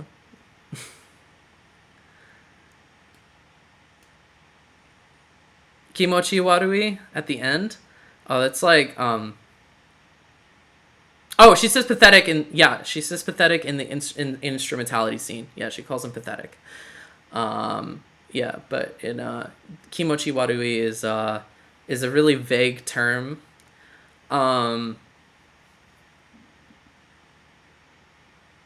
It's sort of interesting because it does have multiple meanings. It's probably the most ambiguous thing, but if you know about the circumstances behind the line's inception, it makes a whole lot of sense. Ano asks, like, what would happen if you found, like, a guy standing over your bedside, jerking it off to you. And she said, oh, kimochi warui. And it's like, how disgusting about that sort of thing. So I think it's more of just an acknowledgement of the beginning. Kind of circles back around. At least that's how I think. It's just it's a bookend to acknowledge Shinji and all of his filthy sexuality, and yeah, it's gonna be tough coexisting.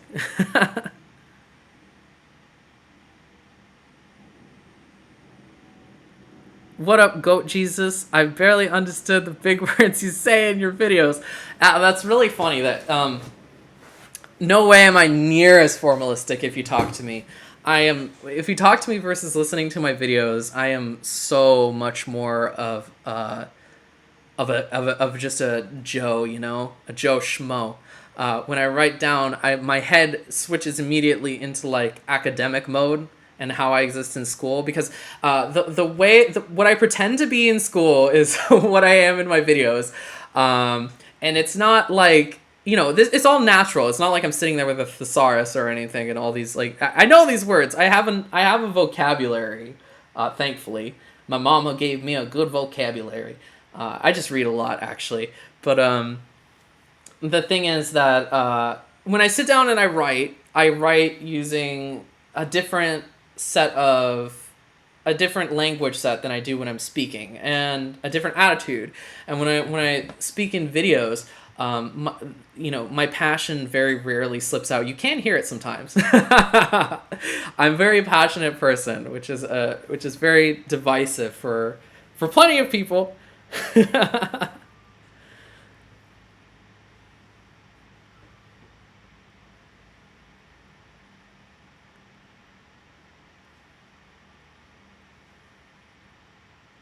日本語の、or 日本の、imasu ka. I don't know that kanji, that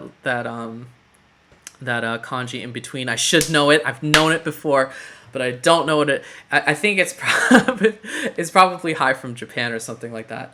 But yeah. 僕はミクレです. よろしくお願いします. Yeah, I have different personas in different contexts. This is kind of how I speak normally. And when I'm at school, I definitely hold back because in school it's kind of important to be restrained a lot of the time. I've had a lot more success interacting with people when none of my negativity is known. My cynicism about like stories is known in school. I will never let anyone know that I am like a very critical person about a lot of things. I like to just be very cordial and speak intelligently and thoughtfully when I'm in school, because I feel like a lot of the relationships I'm building in school are professional and not friendship in the strictest of senses. If you like, I've had a couple classmates like take me out to dinner and stuff, and then they're always surprised with how like with what I'm actually like. I'm a bit more in the school setting, and when writing YouTube videos, I'm very formalistic. I still don't know how you put Nazca over the castle in the sky. I like the world better. I like Nausicaa's world better. When I rate things on Letterboxd, if that's what you're asking, or anywhere, I strictly go by gut enjoyment. It's not an evaluation of quality. I find Nausicaa to be more of an inspiration to my personal aesthetic. My personal aesthetic. And I just enjoy its setting a lot. I don't enjoy her as a character so much, but I don't think she's totally a Mary Sue or anything like that. I don't think she's really a Mary Sue at all. I think that would be very... Okay, let me get this straight. When I say Mary Sue, I don't mean like in a sexist way or anything like that. I'm not trying to be like a sexist asshole or anything like that. And I don't think that women who are strong or intelligent are Mary Sues, like, or any shit like that. When I say Mary Sue or Gary Stu, which I use both terms, I've used both terms plenty of times, I'm strictly talking about the writing trope in respect to characters that have no need. So, characters who have no need but don't represent an ideal, a code. Because I definitely think that a character should have a want versus a need. Let me explain. Okay, so Shinji wants love, but what he needs is to love himself. He wants love from others, but what he needs is to love himself. That is internal conflict. That is your want directly in opposition to what you need. What you need is how you get what you want, but they're in direct oppositions. That's the core foundation of all characters. It's to have this internal conflict between what you desire and what you need to get what you desire, and that's how you create drama. Characters that I consider to be Mary Sues and Gary Stews don't have that, but they also don't represent a core foundation of beliefs that are, or I would want to be like them in a certain way, because I do believe that code heroes, and like Ernest Hemingway, he has these code heroes and stuff like that, where these characters that you live by. Superman is a code hero. You want to live by example. You want to be like that character because he's noble. Like Jesus is a code hero. You want to live by example. You want to be someone who follows in the footsteps of this character because it's the writer's morality and foundational morality put on the table. So I think that when I say someone's a Gary Stu or a Mary Sue, it's a warped, twisted view of morality and the code hero. It's a character you'd never want to aspire to be to because they're basically nonsensical and their philosophies don't make any sense, and you would never want to aspire to be like them, but they don't have an internal want versus a need or internal conflict that makes any sense. It essentially is a self-insert character for you to enjoy a power fantasy. That's a code hero is not necessarily a power fantasy. And I think that being as blank as possible allow to be that self-insert, to be this character who you just watch, you're like, that's so cool, I want to be like Kirito. Who wants to actually be like Kirito? That's what I mean by code hero. It's like he's a harem lord mofo who whips all the guys and has like, he's always like, I'm sorry. He has a emotional attitude that drags, and he's just trying to pander to a very specific group of people who can identify with, I want to get laid. I'm kind of emo. And that is a Gary Stu. You would never want to be Kirito, in my opinion. That's nobody noble.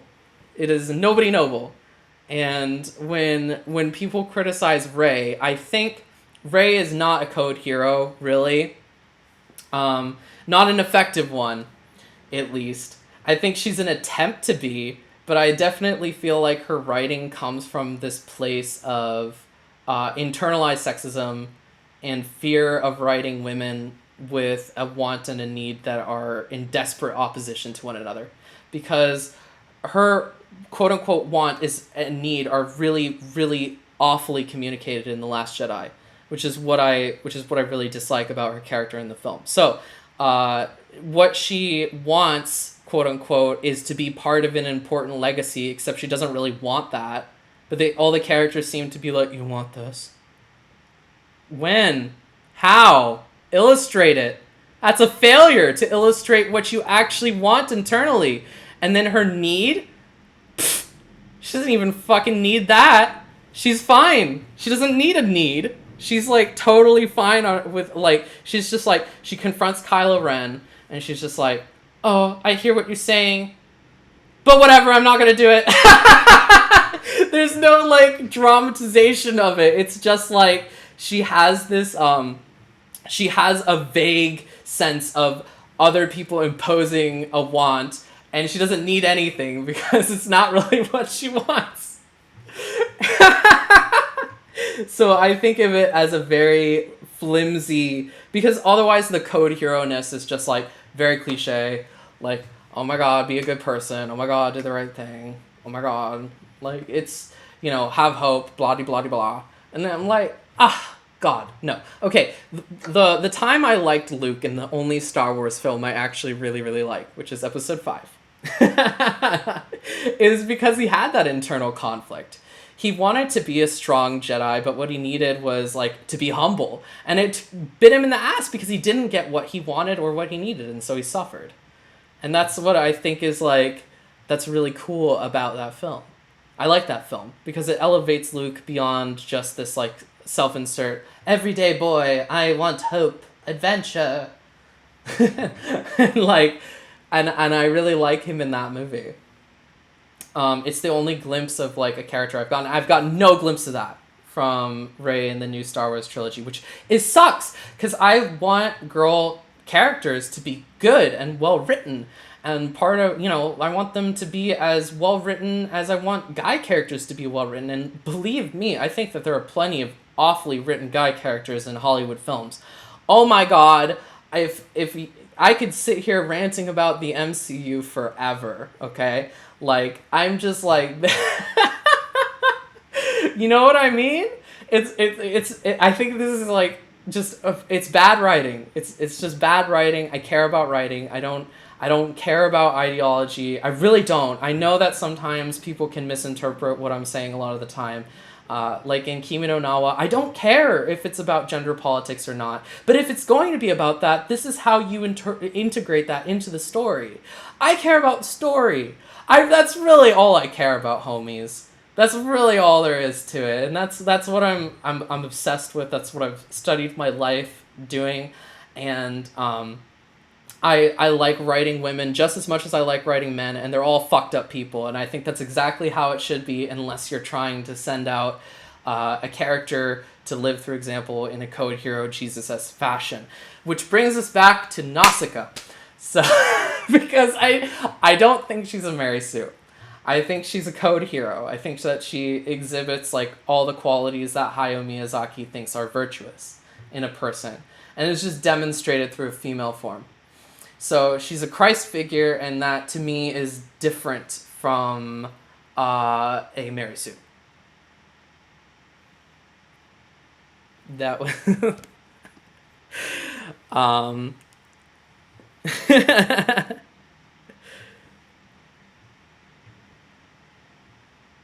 No, Your Name is not supposed to be about gender politics. It's just people thought it was, in, like, Western criticism of it, which I addressed in my video. I don't think it's actually trying to say anything. I think if it does say anything, it's like a lot of accidental stuff that's pretty weird and, like, sexist.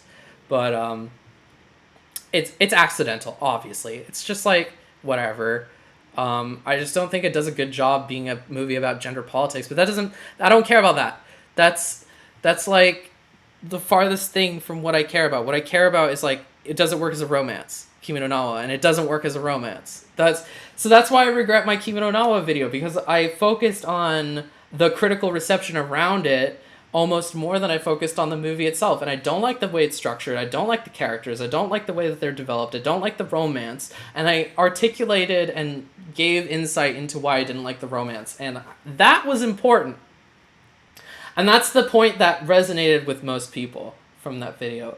That's the point where it was just like, oh yeah, he's got a point. Go Jesus is actually right about this. And then they got lost in everything else I was trying to say, which was addressing the critical reception around it, where people were saying, this is an important movie. It's about gender politics. It's progressive. And I'm just like, guys, what the fuck? So, or it's a movie that's a disaster film, and it's really cool, and it gives hope. And I'm just like, no. Nope. No.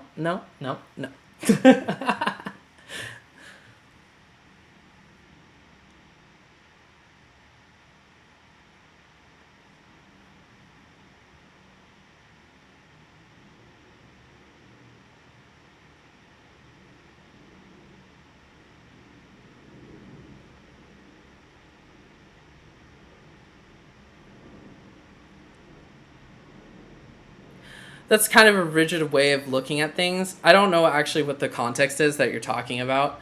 I have my core set of values and beliefs, and if you think it's rigid, that's fair. I that's just how I work. So, okay. No. I mean, like a character can be like, okay. So if a character, this person commented, if a character faces problems and difficulties, even getting through the day, that isn't a Mary or Gary Stew. Disagree. Disagree. External conflict is not internal conflict, and you can definitely have suffering Sues. That's like definitely like a thing that's super super common, especially in anime where you have a character that's like virtually flawless but then tortured by the story, and that's supposed to be some kind of like depth. No, that's not like, and external conflicts are should be in addition to internal conflicts, not like be the only sole like support of it.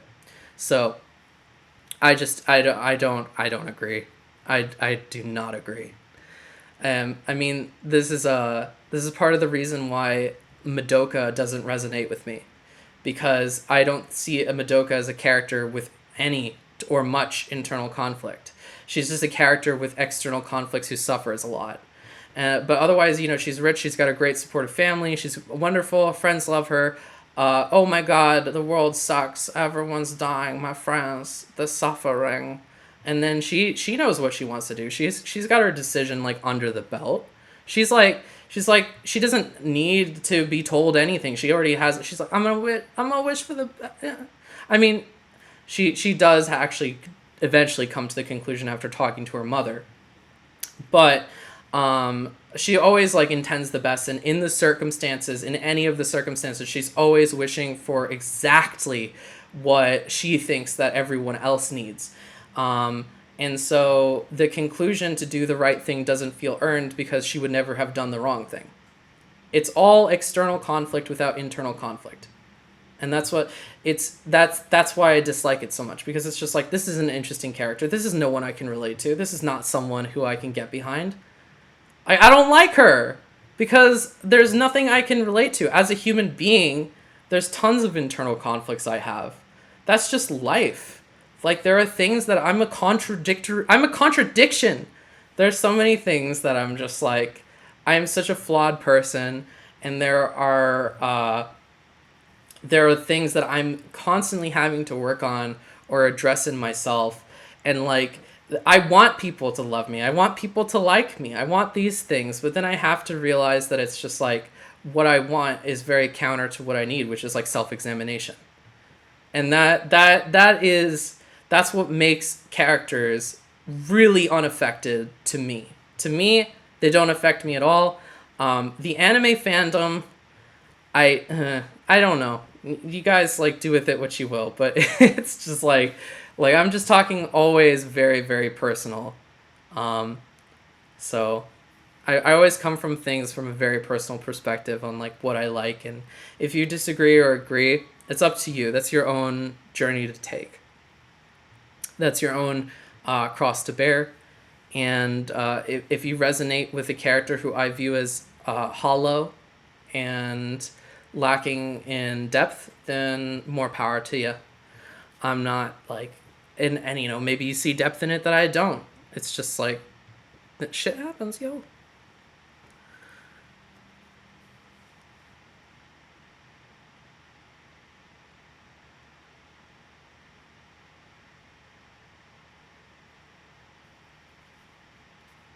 I think people desire a lot of things. I think a lot of people suffer because they desire.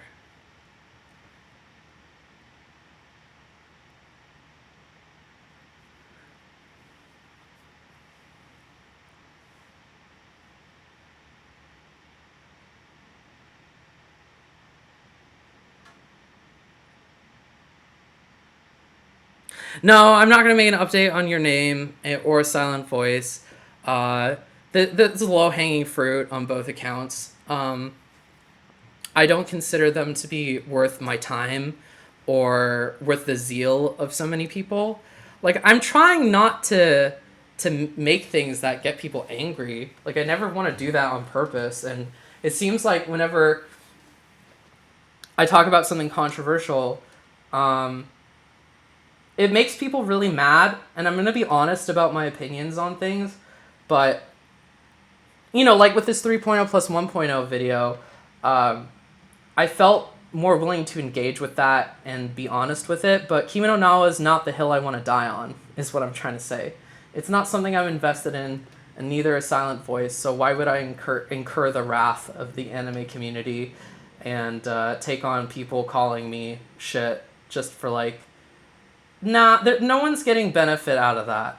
I mean, maybe some people, but some people who would take any writing advice, because I've been writing and directing for so long that I'm just sharing things that I've noticed works in my own work. Anything I talk about is because I've tried it and it seems to resonate. So that's because, even not being able to show my films publicly, I've showed them to student bodies and stuff like that. The theaters have seen them and shit. So you can tell what resonates and what doesn't resonate just sitting there in an audience watching people watch your movies.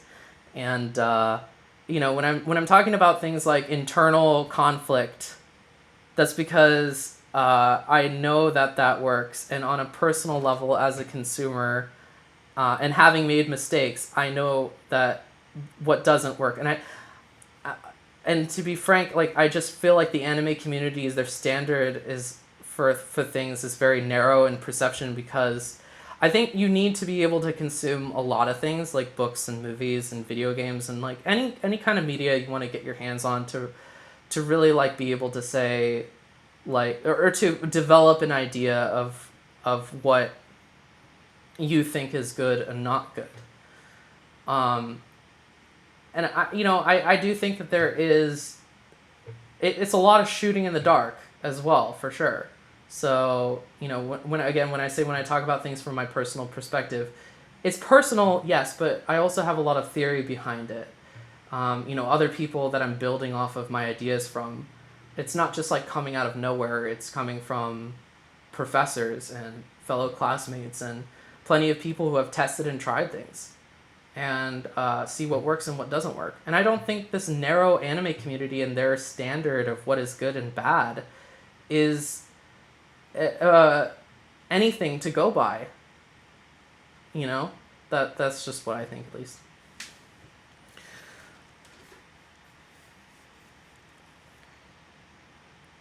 How do I have time to consume media and make media? I don't make YouTube videos.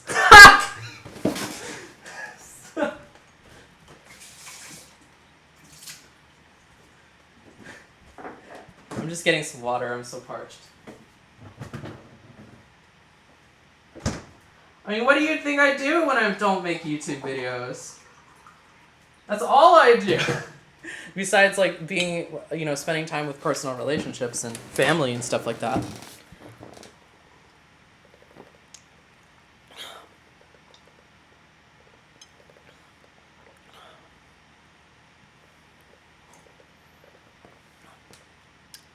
Shinji's better written than Guts, in my opinion. But Guts is very well written.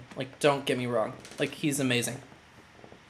I feel like the Berserk manga has faltered in recent chapters, which is why I say that. I felt like the Berserk manga jumped the shark a little while ago for me, and I stopped liking it. I felt like the character complexity ceased to perpetuate and develop over time, and it's kind of stagnated. And so Guts is a great character in Golden Age, and a little bit beyond that, but not so much. I just don't think that he's an entity that lacks being concise at this point. And I appreciate characters that are that exist in a concise way, where the beginning, middle, and end is available to you, and it's done in a way that justifies its time. And the Berserk manga, for me, it stopped being good for me. I know that's sacrilege, but it's just And I'm bummed about it, trust me, because I really loved Berserk, and I still love Berserk. But I wouldn't consider myself like a mega fan who's like, everything about it is just pristine and perfect. It's been running too long, and it started to lose focus, and it's kind of petered out. That's how I see it. Um, time loop. Time loop theory. I'm gonna make people mad with this Berserk thing, aren't I?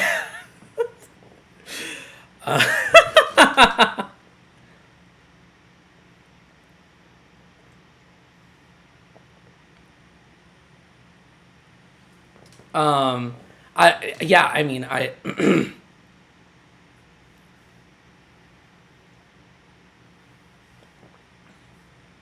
Mikairu.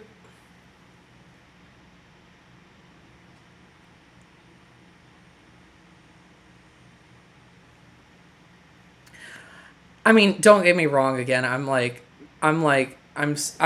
big fan of Berserk, and I hope it sticks the landing. If it sticks the landing, I think that'll be lovely. So it's just like recent chapters. So uh, I would love to make a Berserk video. I I really. I'm sorry. I'm sorry, Nathan. I'm sorry. I'm sorry. It's It's just my opinion. um. But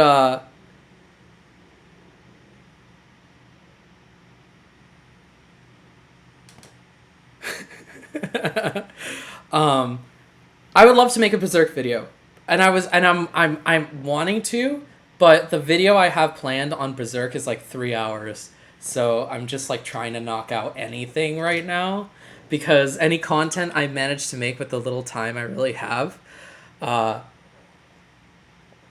oh shit! Have people been donating to me? Oh God! I'm overspoke right now. I haven't drank any water and I'm getting real hoarse. Holy fuck! Thank you for the $2 donation. I didn't mean to pass anybody if anyone's donated anything before this. Who knew giving money would make you upload? Yeah, you gave money to Ava Monkey, not me. But I mean he deserves it. He's a good guy. But yeah, you got my attention for sure. But also it was good timing because 3.0 plus 1.0. And if anything's gonna bring me back from the dead, it'll be Evangelion.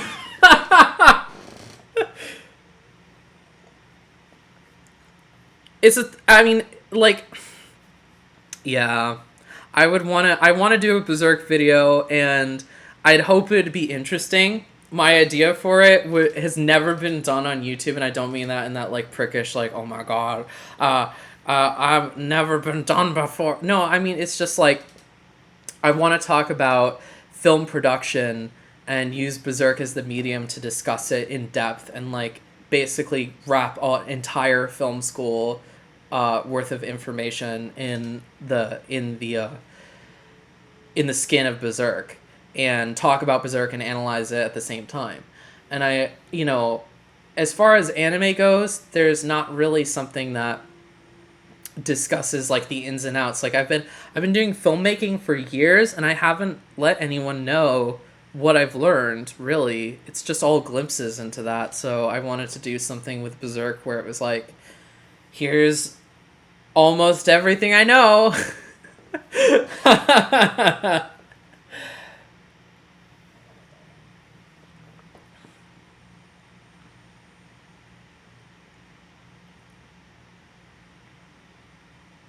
If your want versus need can't sustain an entire series worth and examine that across multiple directions, which I think Evangelion does successfully, the way it generates conflict is by giving things that Shinji wants but not needs in different ways. And so it helps perpetuate and generate different points of view. I mean, same with Breaking Bad. That's what sustains them over such a long period of time. But when you cease to do that, when you cease to mix up the status quo and challenge that character in different ways, then they either need a new want versus need, or you need to end it. Because, like, and for me, being more concise is better. Like, I like things that are well fleshed out and concise. Evangelion is exactly the right length, I feel, like what it needs to be to examine what it wants to examine. It needed to be that length, and I think that something like Breaking Bad is ridiculously long in comparison. And it very successfully managed to also examine its characters through different angles, and it ended when it needed to. Like, Breaking Bad was like about to enter that point where it was like, this is starting to go nowhere, and then it like wrapped up, and like BoJack Horseman has completely failed in the sense to keep that ball rolling. I'm tired of seeing this man go through the exact same circumstances in regards to all of the wants, and the ways that they're examining the internal conflict are addressed in the same way after season 2 of BoJack Horseman, to the point where now we're just in cycles and we're repeating the same shit over and over and over again until the creator of the show feels like he's made enough money, or it's like burnt out entirely. And that to me is like an absolute no. An absolute no. Don't live long enough to see yourself become the villain, guys, because that's like, that happens way too often, where people get dollar bills in their eyes and they're just like, I've made something successful that I can make money off of. No, end it well and you'll be able to make money forever. I promise. It's like, promise.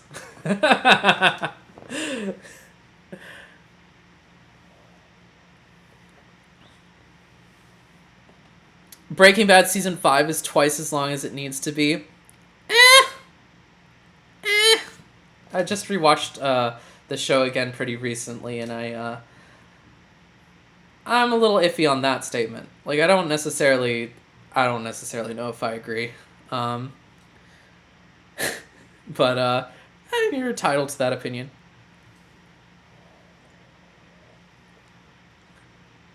Oh God. Sequel theory. Let's talk about Rebuild again.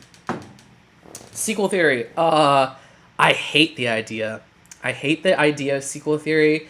Interquel theory is like where it's like taking place inside of instrumentality in an alternate timeline. That's a little bit more digestible to me. But sequel theory kind of undoes the character arc of Shinji Ikari.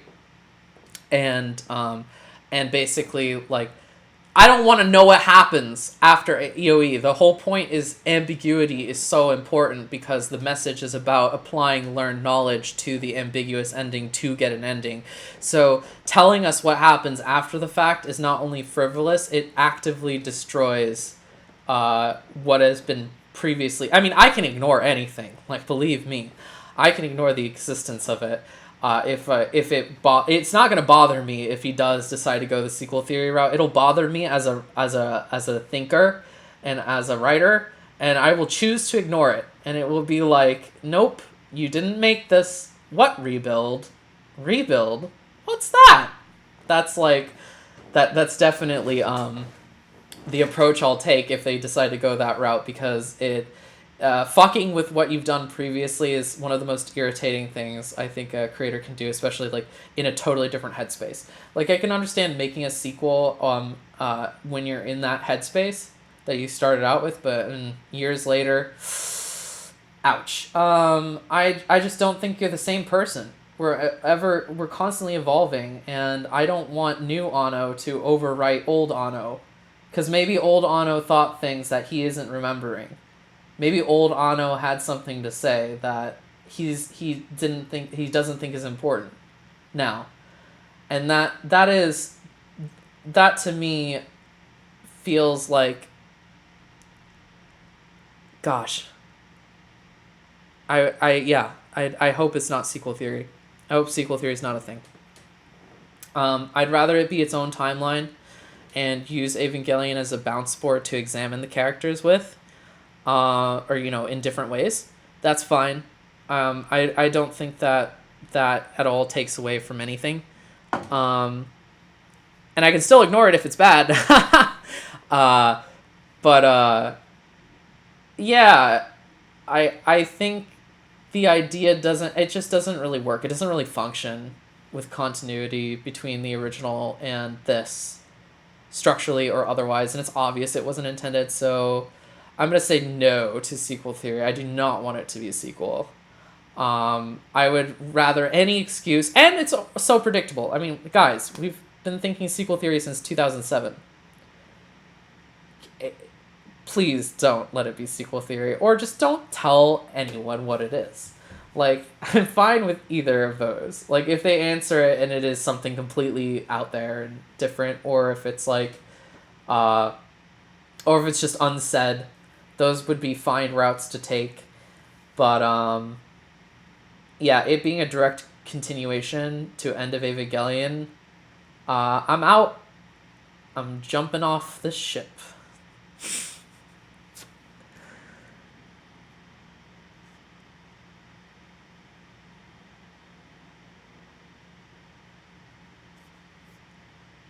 Couple of things from your impression. In End of EOE, is the world screwed? I don't think how much time has passed is really all that important. It's, I mean, that's too much in the realm of like, this is literally happening, and I don't think that the last scene of EOE is about what is literally happening. I think there is a literal thing that is happening, but it's not really about that. It's it's a thematic conclusion.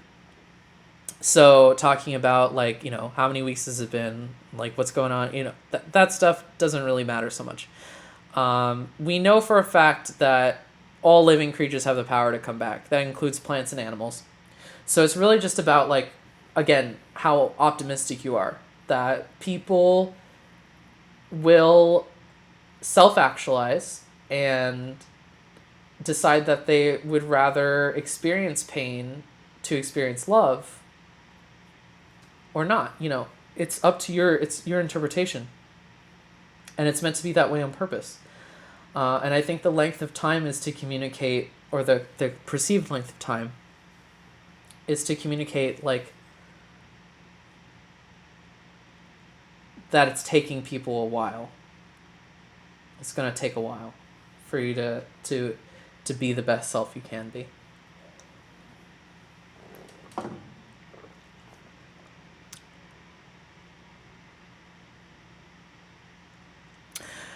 Did I have depression before Eva? I had a weird upbringing, yo.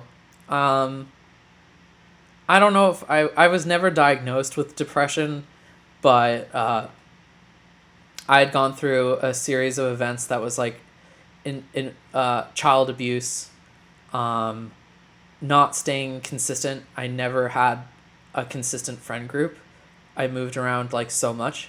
I was kind of carted around by the adults in my life, and I have been through a lot, and so much so that I struggled with many problems that were diagnosed later in life, and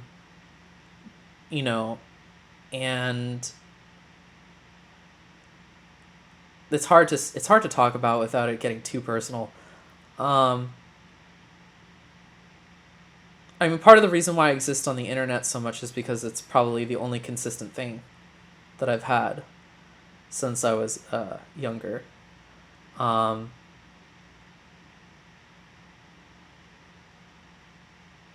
I exist more in the real world these days.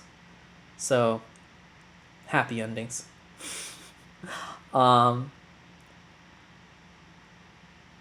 Yeah, I wouldn't say, I don't know depression specifically, but things. I don't know if that answers your question.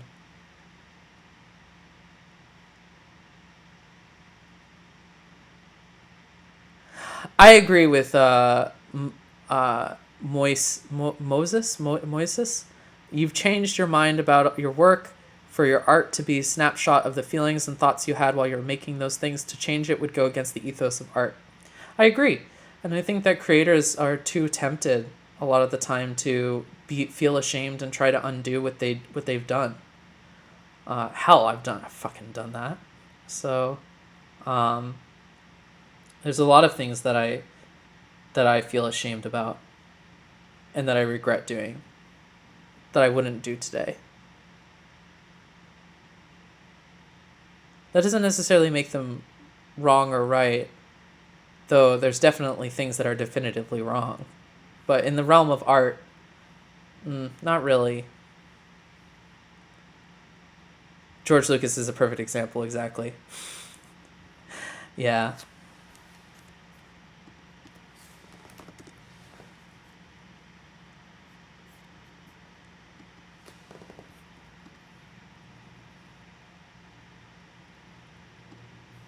One moment, you guys.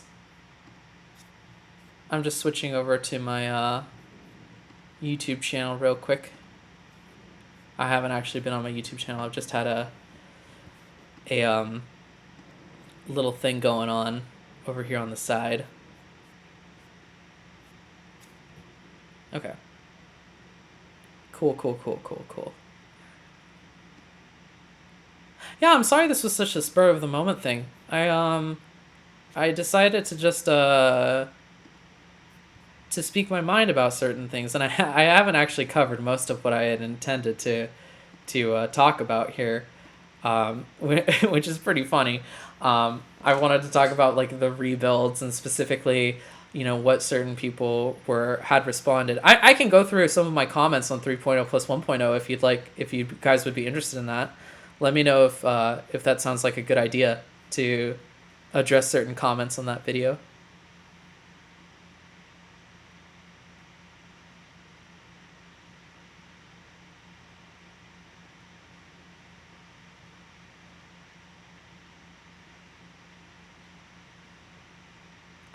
I'm just waiting for a response. I don't know how far ahead in the future I am compared to all y'all.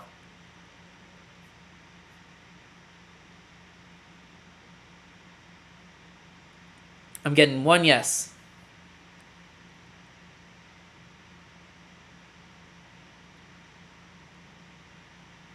Cool. Okay, let's go through some comments. I don't usually like reading the TLDR ones, just because I'm gonna monologue here for a while, but so I might leave those towards the end, just the longer ones. But if things that are thoughtful are still good, so anything that's that's an actual comment and not like "Goat Jesus, welcome back," it's then I'll try to read that.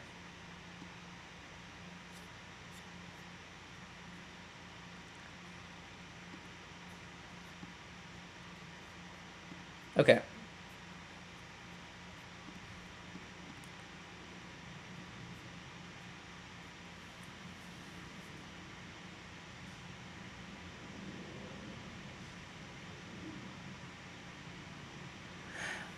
Wait, let's read this one.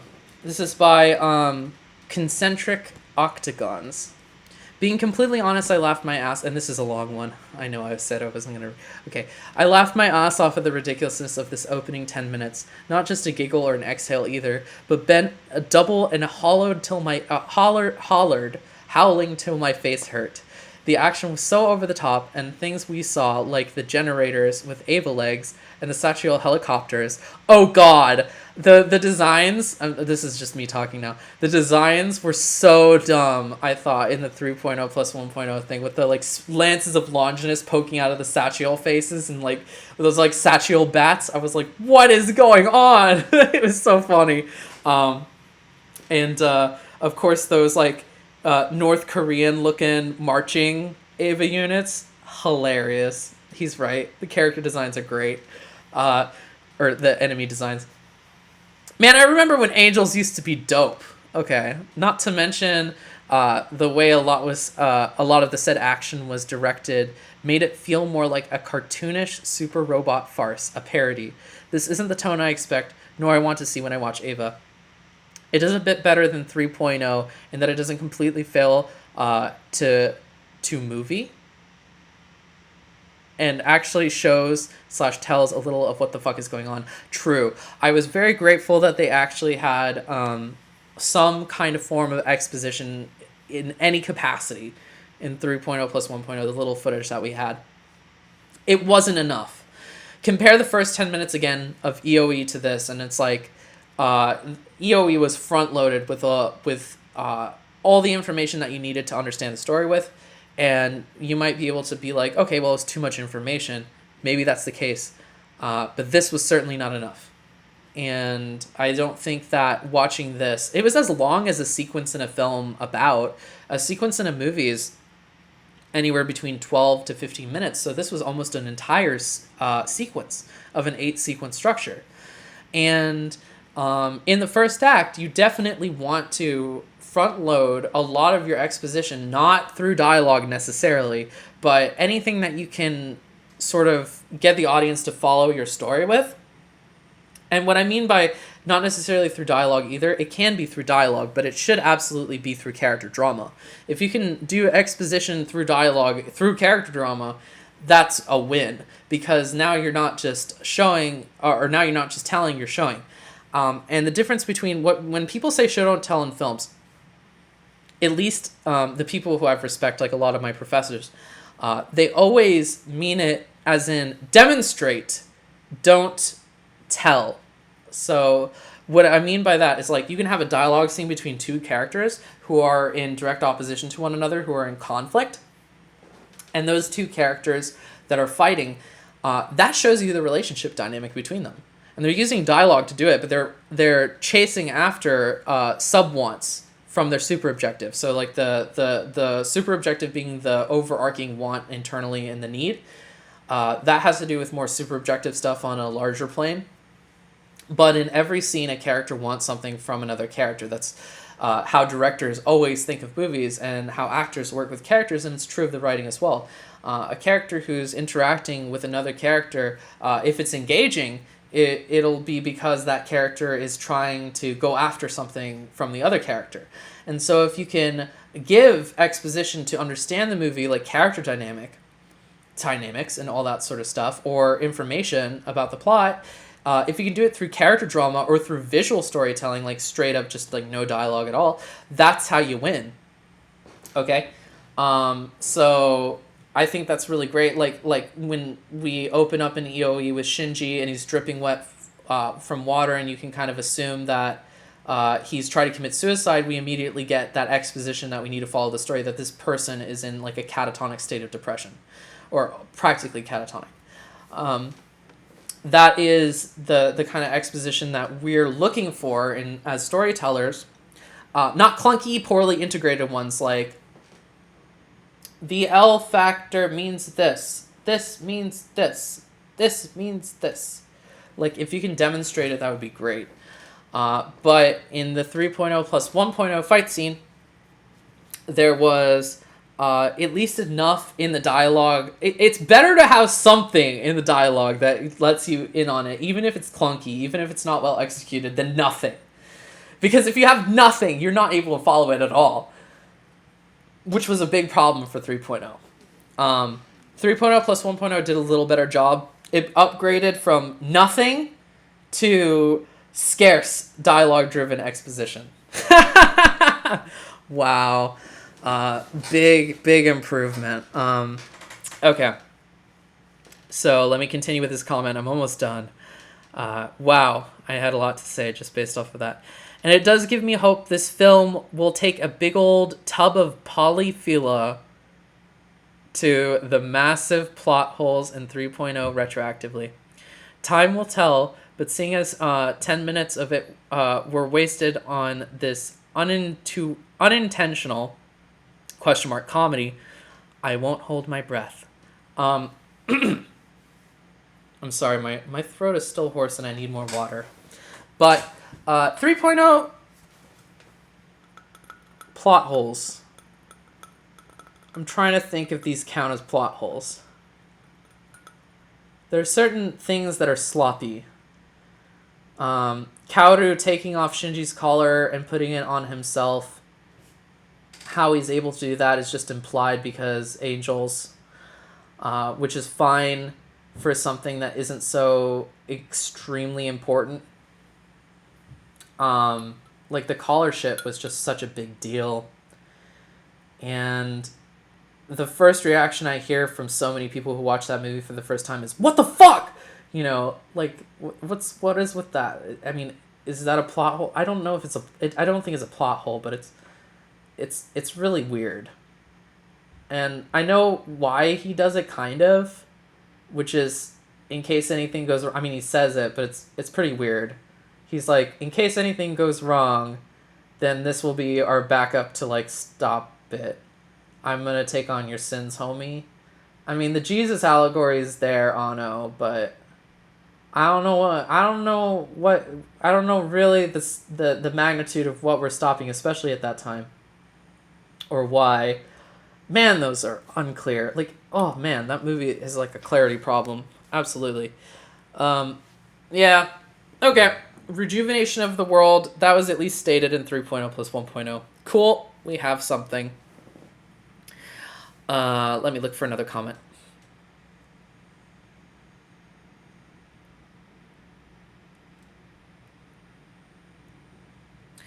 I thought the original series, this is from Samuel Magnan. I thought the original series was its best expression, best executed, and most heartfelt. But that said, I love the rebuilds, and 3.0 particularly. Oh, that's cool. Do your thing. They're having fun with the material and taking it in new directions. I like that too. I just wish it was good. I'm having fun too. I didn't want to see the original series again. I didn't either. A lot of people, like, when they hear me talk about rebuilds and the gut reaction is always to be like, you just want the original series again. I've accepted that it's not going to be, and I wouldn't want to see it again. Heck no. So I think I'm not on the same page with other people on that, just because I'm kind of on your side, rebuild fans. I don't want to see the original again. I want something new, and I like what's new. It's just not well executed, which is a big array. That's a different thing altogether. It's not about the ideas so much. It's about like how they're built in. And whether or not it's intentional, like all of this has some sort of master plan, that's what we have yet to see. So, I want to see it evolve with the times, and here we are. Yeah. Though, yeah, a lot of things have been explained, or a lot of things haven't been explained, which is frustrating because I care about a cohesive story also. Yeah, being cohesive is good. Being understood is good. Communicating to your audience and connecting with your audience is great. That's the whole thing. Is like, if your audience doesn't connect to your work, anybody in your audience, if some people, then you won. But if not a lot of people, most people don't, then that might not be so good. So,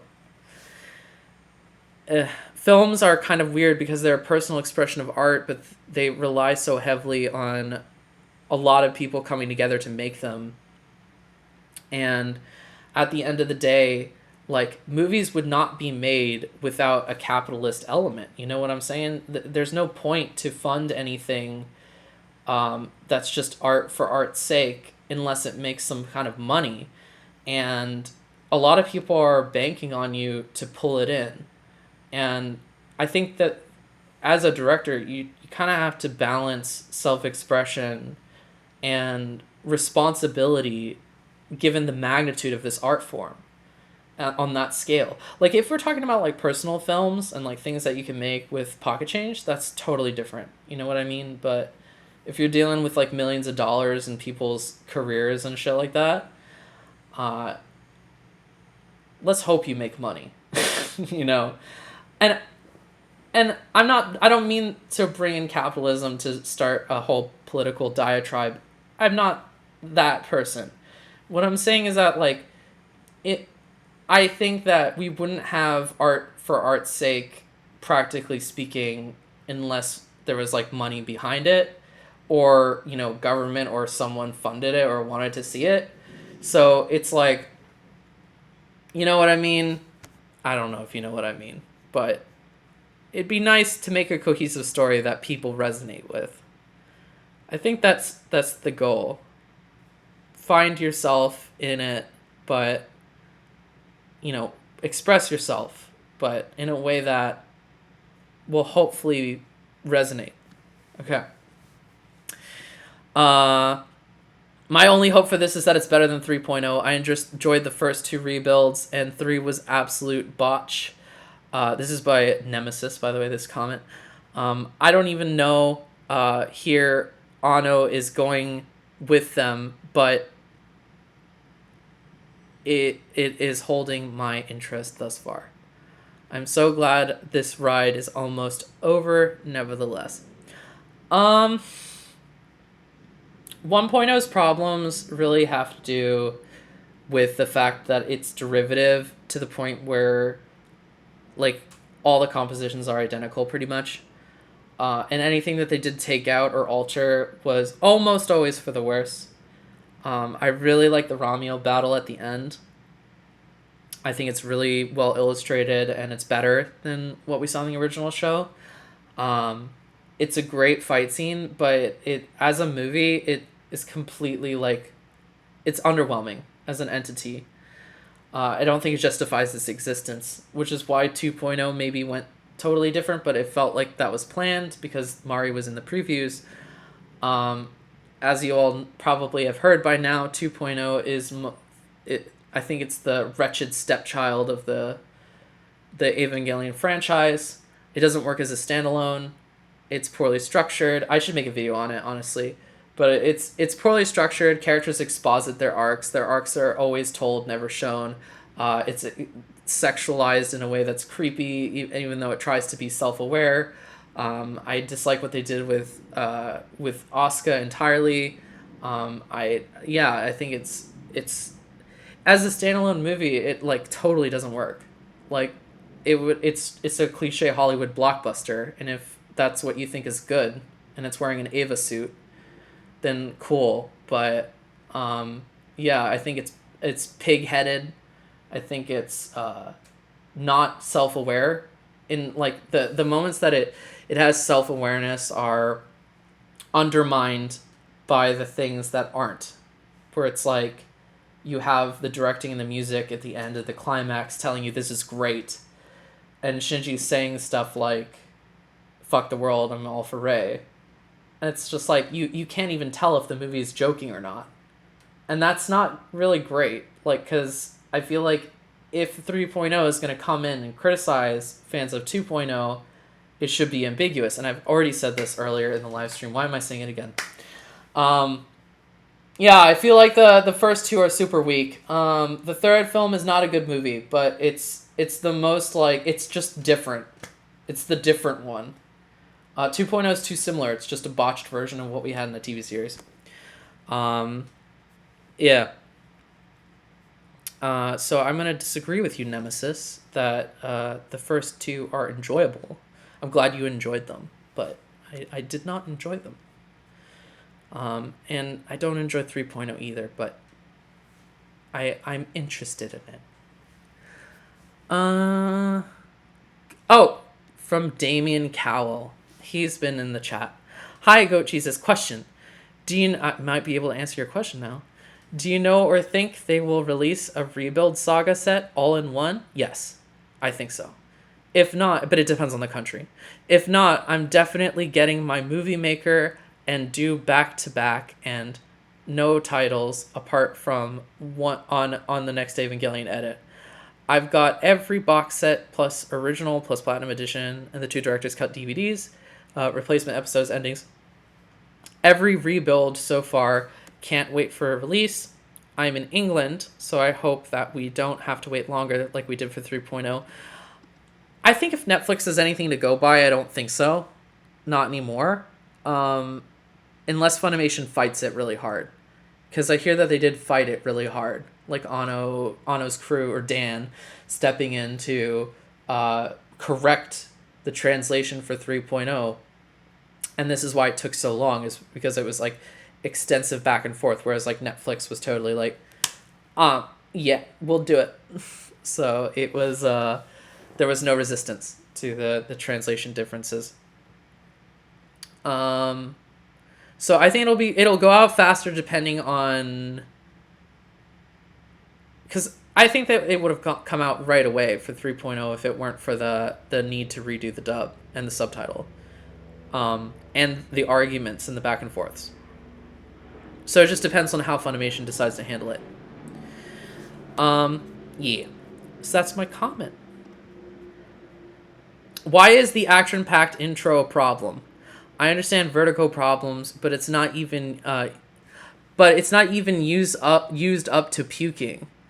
It's just enough to spice up the cinematography. Bro, it's like, oh god, there was like 5 or 6 extended camera rotations in a 10-minute scene. That's a fucking lot. that is a lot. You wouldn't blow your load in that way and like punctuate, you know, like 1 or 2 a minute on average. That's crazy. Yeah. I didn't think it was, I thought it was pretty sickening, especially with the one where Mari's turning the wheel. Like, that shit was like, god damn, this is worse than Mario Galaxy. You know what I'm saying? So, I think being nauseous is obviously subjective, because it's like, you're gonna have different, you know, perspectives on how nauseous it is. And what's wrong with an action-packed intro? It's the final movie. We don't have time. Why are you spending money on animation, on doing this? It says nothing. It does nothing. It's pointless audience intrigue. It has no lore. It's not about the characters. I don't want to see this movie now, but I'm going to because of like obligation. It actively detracted me from watching more. It's not what's on brand. That's not what Evangelion's brand is about, which is about characters. It's sending out wrong signals, in my opinion, and it's devoid and hollow, and it wouldn't be an issue so much if it weren't so friggin' long. 10 minutes is a friggin' long time, yo. Like, I'm pretty sure 2.0 was half the length for its action-packed intro, and I know for a fact that 3.0's action-packed intro was a little longer than that, but not as long. It's like 6.5 minutes, almost 7. And compared to this 10 minutes and 20 seconds. Yeah, it was a mess. It wasn't good. It wasn't good. Let me keep reading anyway. Spice up the cinematography. More like, okay, no, it doesn't spice up the cinematography. Like, imagine if you had cinnamon, okay, and you just dump the whole bottle into like your little batch of sauce or whatever. That's what happened, okay? So, I mean, it might spice it up, you know what I'm saying, but it's way too fucking much, man. Also, what Final and 3.0 and 2.0 incidentally share is that subtle infos are flashed into the audience during the action. We learn a lot in these 10 minutes. Oh my god. Gabrielle, you're hurting me. I need a moment. Because, okay, the reason why this bothers me and what they're saying is because you have action with everything flashing on screen. Did you go and watch this through multiple times to try and pick up on all this? Or did you watch it through just once and pick up everything? Because if you did, I don't believe you. Like, it's an overload of information. You don't want to do exposition during action like that. That's not a good idea, homie. That's not good. Like, you don't want to try to deliver exposition while distracting your audience. That makes no sense. They're supposed to follow it, okay? And if you're going to infer stuff, like, to what degree are you going to infer stuff? Okay. I'm going to continue reading. I haven't given this person a chance. They might school me. Okay. We learned a lot more in these 10 minutes. The colony, like Eva, autonomously. living autonomously. I'm sorry. Colony like Ava's living autonomously. Oh, I mean, that's cool. The world is inhabited by semi-sentient Evangelion things. The violation of the Vatican Treaty apparently still on. Uh, yeah, cool. The impossibility of Ville to further repair the Avas. The cannibalization of Unit 2 for who knows what reason. Uh, I think you might. Okay, exposition is, by definition, at least academically, from a film production perspective, this is the basic info that you need to be able to follow the story. If you're like, who knows what reason, immediately you're just like, okay, we're not following the story right now. We're not understanding the full context of this. And I don't. I like the colony like Ava things. I don't know why. I don't know why. And I don't know why that's important. And I don't know like the implications of this. So it's not very good exposition. It's just expositing that they exist. The violation of the Vatican Treaty? Okay. Oh, I'm going on. The actual capabilities and limits of the L field and how it can effectively be contagious. What's the L field? Because I still don't know what the L field is. Like, I've heard people drop that, and I'm like, L field? Contagious? See, this is like why throwing in random terminology without explaining it, without the right exposition, it's confusing me. I'm an Eva fanatic. I've watched these movies over and over and over again. I've seen the Rebuild films like a dozen times a piece. More. And I don't know why. Don't ask me why. I spend so much time on stuff like this, okay? But I'm not following what you are saying. And this is a failure of the film to not deliver the right exposition, the proper exposition. Many secrets about the angel sealing glyphs. What? The position of Euro nerve. It's cool that there's a Euro nerve. I didn't know that. That's cool. The best piece of exposition was just, we're gonna rejuvenate this. This is what we're after in this scene, and we're gonna do it. That was the best piece of exposition in the scene because it helped me to follow the scene. That's the point.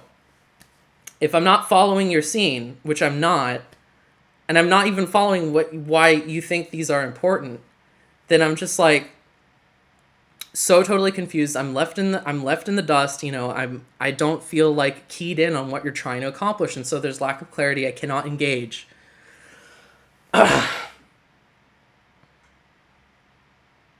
The general crew mood should already be clear and established. So Maya's an angry lesbian and Ritsuko a science lady. Yup. Established. Done. They are definitely feeling the heat from the circumstances. It's tense. We definitely got that. That was important exposition. That's good. That's a good point. I'm such a dick. I'm sorry. I love you, Gabriel. I'm sorry. What we need to see is simply, do they have a visceral grudge against Shinji, or is that solvable? Yeah, that's the core conflict of the movie, I imagine, will be, from Shinji's perspective, the external conflict of people not liking him.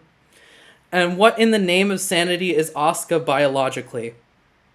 Yeah, you don't know that because they didn't give you the right exposition. Also, I love Mari because she's basically a projection of the fan base in the franchise. Okay. Thank you for your comment. I always appreciate this. I always appreciate comments that are counter to my opinions and stuff like that. Because even though I'm like sighing and I'm doing all this sort of stuff, it's just like, I'm really dragging my heels in the mud on this one, but I really do appreciate it because it gets me thinking, and I like being challenged, even if I'm like, whatever. I am an entity. Okay. 335 by Kenzie Alexander. think you might be here as well in the chat. I could be wrong.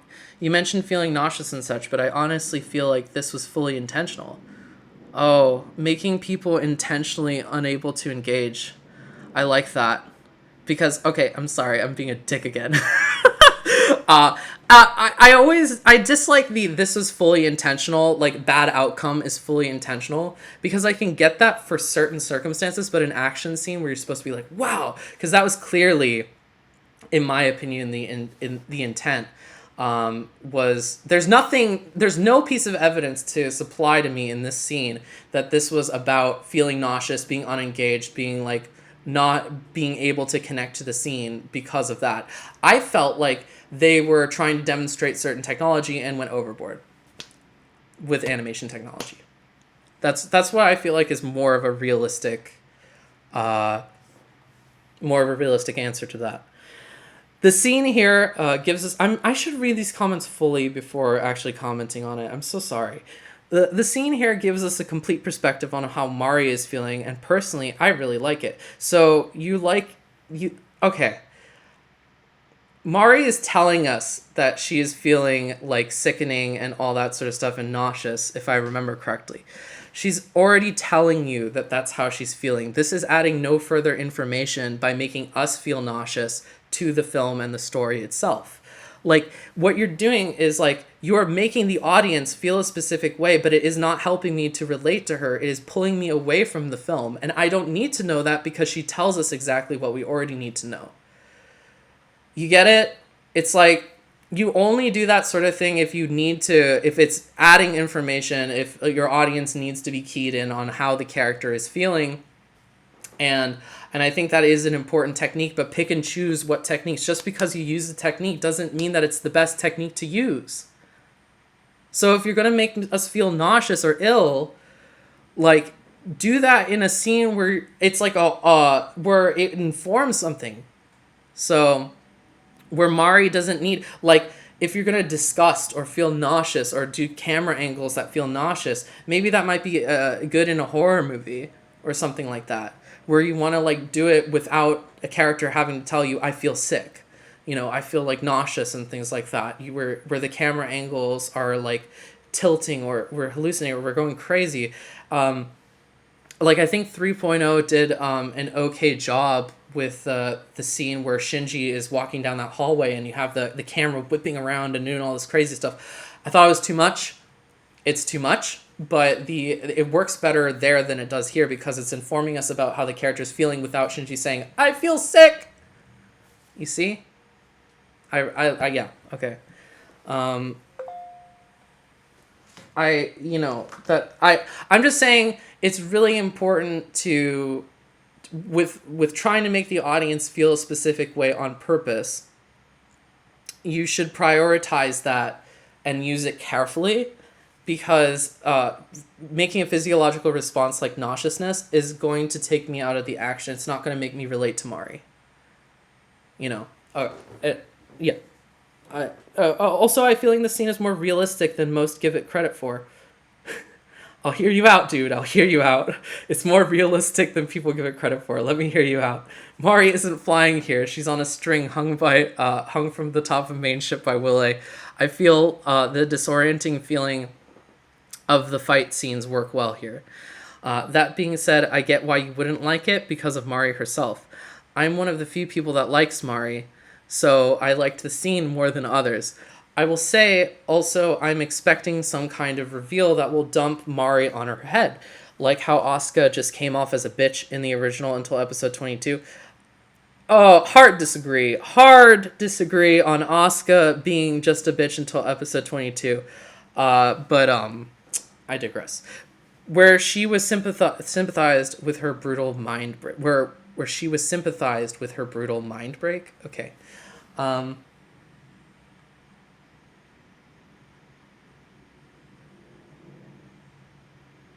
I want to know why you like Mari. If you're in the comments, let me know why you like Mari. I'm curious.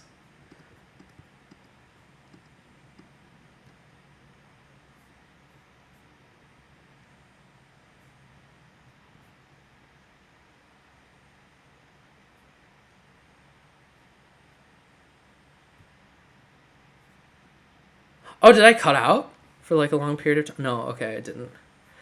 Um, okay, I don't think they're in the comments. I'm sorry.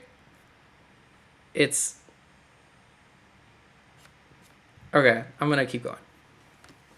So, um, yeah, if you like Mari, then you'll probably be more invested in the scene than I am. I'm just confused as to why anyone would like her, because she's all she's done is sing and like be irritating.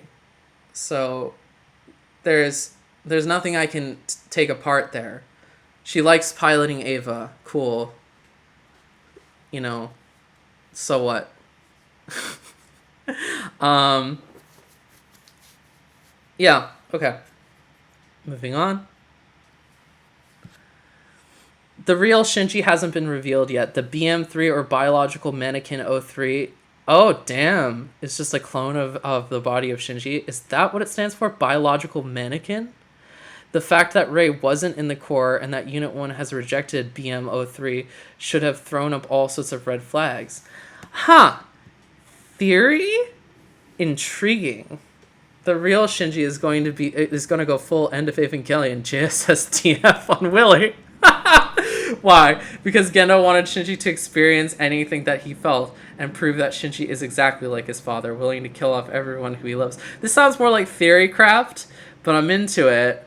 I'm into it. It might jump the shark. It might go crazy. It might be completely dumb, but that's a better idea than most have had. Clone Shinji. Good job, William Smith.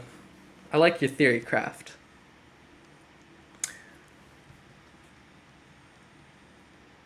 Am I wrong for liking the rebuilds just for the CG battles? No! You can like whatever you want.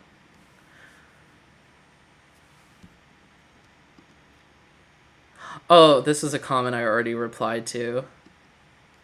Why are you talking about composition? It's a combat scene. It's meant to be disorienting.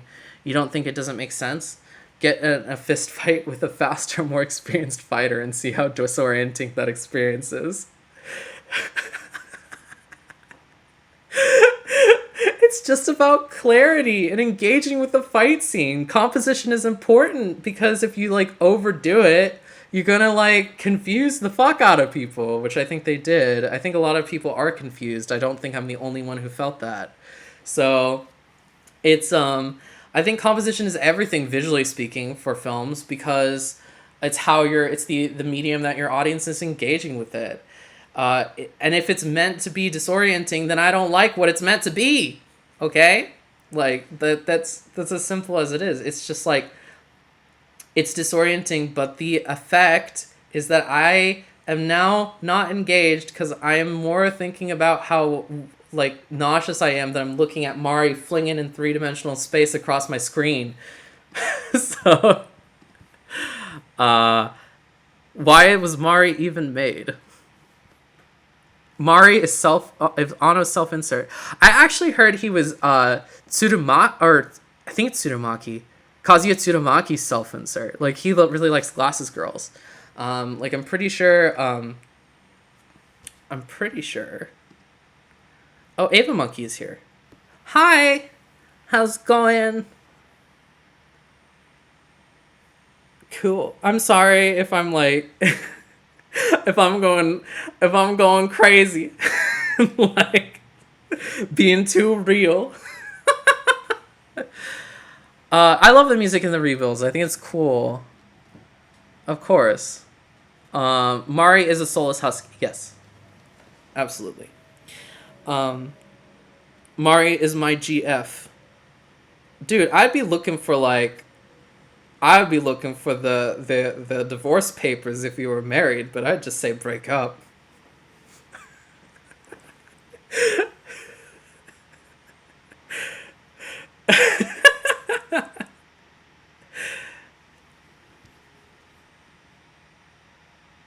Intent versus impact. It's so important.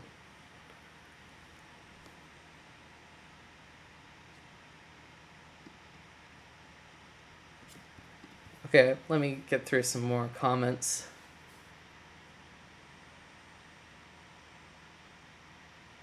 I think Anos deliberately made, this is by Rob Braun, I think Anos deliberately made Mari to be annoying to the viewers because she encompasses everything that isn't natural to Evangelion's character. She's perky, upbeat, singing, intentionally sexualized. Um, yeah, I think that NGE, speaking of sexualization, it did a really good job, like, actually justifying its use of hypersexuality in underage people. As weird as it is to say, the story context makes a lot of sense. It's like a lot about abuse and like kids, especially Asuka. In the case of Asuka, they're going to flaunt themselves sexually to older adults in ways that aren't healthy, and to other people in general, because these are the side effects of that kind of abuse. When you lack attention, you're going to try to seek it in whatever way you can. And I think that's very genuine. And I relate to Asuka because of that. So I think that's really good. Yeah. And but I don't think Mari's sexualization it possibly is a commentary on the fan base and how they tend to sexualize the Eva pilots. And this is their ideal of that. But it's only a possibility. I'm not willing to say that that is absolutely the intention and everything behind her, or like what she is solely about at this point. And more importantly, I'd like if she actually contributed as a character to the cast, because without that, I'm just like falling out with her, you know. Like, I'm like, I can't engage with her, I can't enjoy her, I can't be invested in any scene that she's in because I don't like her. And just because like it's a purposeful thing doesn't mean that it isn't backfiring, you know. Mari has none of that because she's a new creation to the Rebuild series without the burden of character depth. Ouch. She's literally a parody of everything wrong with otaku culture in Ano's mind. Maybe. That's. I'll wait and see for sure. I think it's a definitely an interpretation that keeps cropping up, and for good reason. But was it worth? No. Not in my opinion. Even if that's the case, it's not worth it. But it, you know, depends on what they do.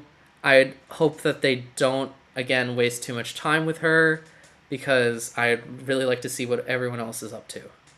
So that's something.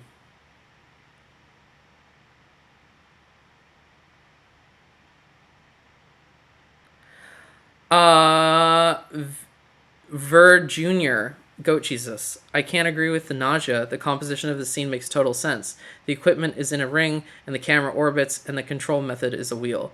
Yeah, it makes sense. I didn't argue that it didn't make sense as far as just like operating alongside the fact that the unit is operated by a wheel and is like spinning around in orbital ways. It's just something that makes sense doesn't necessarily mean it should be done. Because, well, I mean, like, intent versus impact. My impact is that now I'm checked out of your action sequence. And, like, again, other people are. It's just like, I get why they did it. I'm just not into the end result. I think it's a bad end result. And, I mean, they did what they could because it was all centralized, but for me, it wasn't working. The background, especially, the way it was moving the way it did, just, no. Why can't adults pilot Eva units? Because maybe in theory they could, but from my understanding, it's because the souls of the mothers themselves are what is actually like supplying it. So you'd need to have specifically a mother soul, which means that children are the apt people to be able to pilot the Eva units. Yeah, so that would be the reason, as far as I know. I think there's more to it, but I might not be remembering properly. Do you think Cowder will play a part in 3.0 plus 1.0 like he did in EOE? Yes, absolutely. He said he was going to be back, so he's going to be back. In what shape or form, I am uncertain.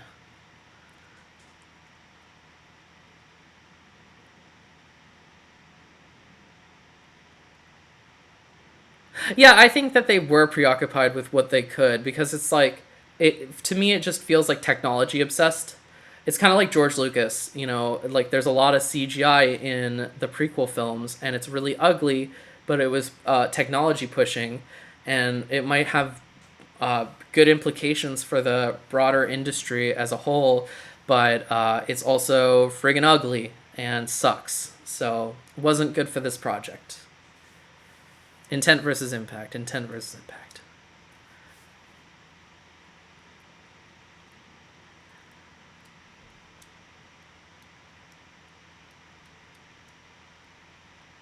Mari's like 40 probably.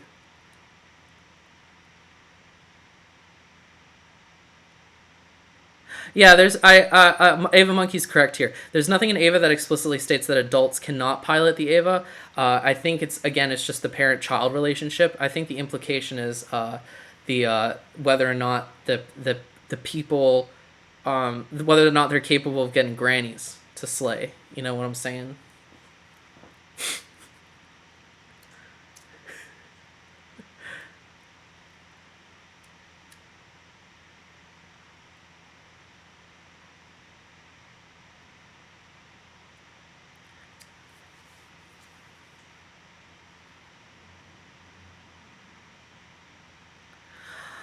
The same criticisms that apply to Mari, I feel like, should apply to Ville. They're just set pieces, exposition, and sci-fi jargon dumps. Says anarchic, and anarch. Sorry. Uh, I think that Ville is important to develop because of how much significance Misato has to the broader implications of the story in 3.0, and how she like is solely representative of Shinji's disconnect. So her crew and her need to be really, really well hunkered down and developed for the final film. So I don't think Mari is necessary in that same way. We began our journey with Misato. It's important for us to end our journey with Misato as well. So I'm hoping that they'll take the time to develop Misato rather than other people. I mean, okay. Kimchi 101 Gochi says, how come Mari seems mentally fine if supposedly she has a dead parent in the Eva like the other pilots? It's I don't know about her psychology. I can't tell you that. So, and I don't necessarily think that she's fine. She sniffs boys. That's pretty creepy. I'm intrigued with the title 3.0 plus 1.0. Why not just call it 4.0? Really make a theory now, but what are your thoughts? At Go Jesus by Death Rainbows. So, I agree with one of my commenters. Someone commented on a video recently and said that it was meant to be kind of like a DLC or expansion to 3.0 itself. And I said this earlier in the live stream, and I'm repeating myself. But the structure of the films has been according to the Johakyu Japanese structure of storytelling. And Q is the last one. So this particular commenter was saying that it was probably expanding on the ideas of you cannot redo, and so 3.0 plus 1.0 doesn't have a subtitle yet because it won't, because it's just you cannot redo 2. It's still the Q in the Joha Q. So that's why it's 3.0 plus 1.0, because he's refusing to say 4.0 because there's no fourth act. It's just a continuation of the third act. Which I like that idea. I think that's probably valid. I don't know why, it just feels right.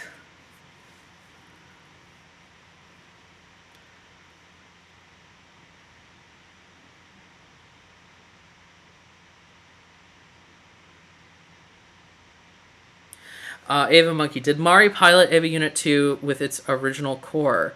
Also, whose soul was in Unit 5? Did the soul get vaporized? Mari did not pilot with the original core of Unit 2. Unit 2's core, they made a show of it in 2.0 to take out the core. And we know for a fact that she pilots a different core in with Unit 5. I think it's Unit 5. Unit 5 in 3.0. So whoever's soul it is, I definitely think it's probably the same one between Unit 5 and the one that they replaced in Unit 2. It was also the core that they used at the beginning of 2.0 in that battle sequence with the Evangelion unit that was on quadrupeds. I'm going to say quadrupeds.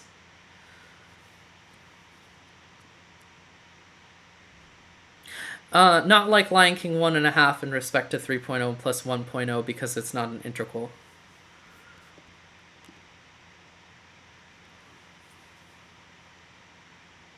I read this super weird theory that Mari time traveled and she was Asuka and Shinji's child. Whack shit. Your thoughts at Go Jesus by Death Rainbows. I hope not. I hope that that's not the case because I've heard this theory for years, ever since like 2.0 came out in 2009, and I've been like, no, no, no. It doesn't correlate with the chapter that we saw in Sadamoto's manga, for one. But two, it would just be like weird. It would be weird. I think that like there's no execution that would not make that not weird, and I don't know why, but it just repulses me, the idea of that. Like introducing time travel into Evangelion is like, I know we have Quantum Ray, and I want it to stay with her. Just let Quantum Ray be the only time traveler, because I can't do that. I can't do time travel in my Evangelion. Time travel is so cliche as far as anime goes. It's in like everything, man. Oh god. I pointed this out earlier, but it's like your Higurashis, your Steins Gate, your Madoka Magicas. We're done with time travel. Erased? No. No time travel. No time travel. I'm done.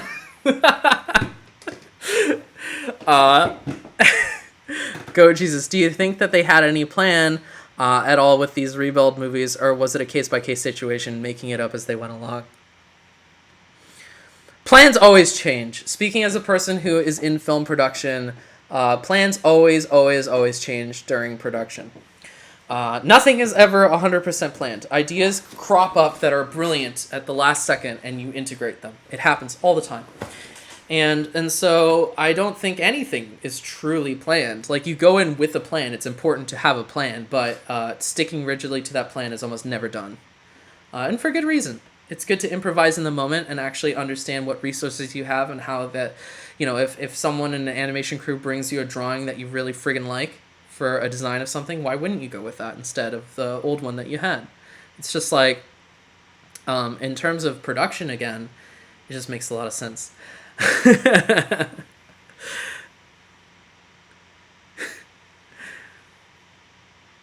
Technically, Kaoru is also a time traveler.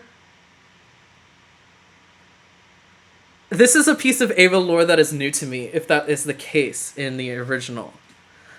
I never thought of him as being a time traveler. I'm not going to say if that's right or wrong.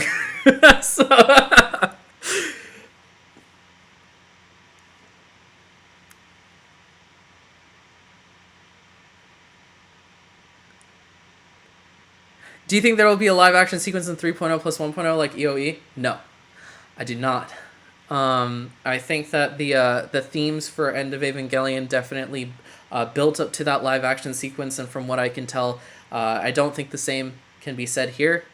It would be a stylistic decision just to copy End of Eva rather than contribute anything, at least so far.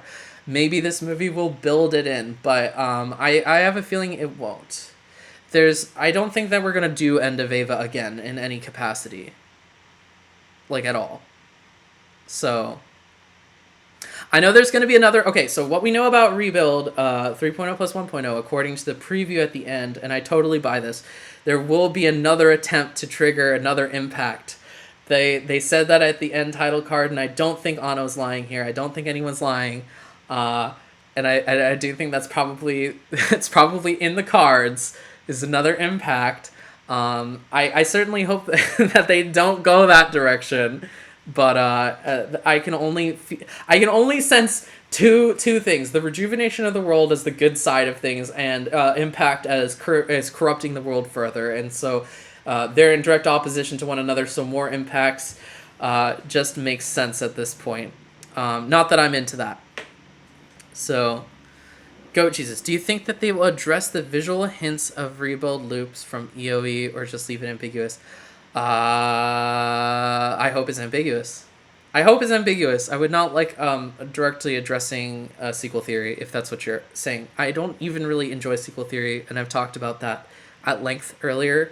Um, it's too obvious, but just to summarize, it's too obvious, and I think it tramples on the original ending, and its ambiguity. Um, the Red Sea in Rebuild's Blood of the Moon caused by second impact, if I can remember correctly. Um, yeah, that's what they say. That's what they say in the Rebuild. I think is that the Red Ocean is caused by second impact. So in the canon of the Rebuilds, at least from what the characters are aware of, it's definitely due to second impact in their mind. Um,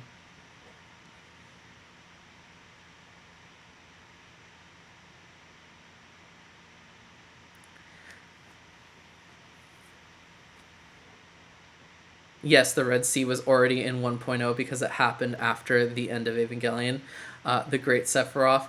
There's obviously alternate timelines and realities. I mean, alternate timelines, yes, but a sequel? I don't know. Like, I could totally imagine this existing within one of the parallel worlds that Shinji experienced during episode 25 and 26 slash Third Impact with the live action segment. I can imagine the Rebuild being one of these worlds. I cannot say that I hope it is a direct sequel to the Shinji Ikari that woke up on the beach in End of Evangelion. That's not what I'm rooting for.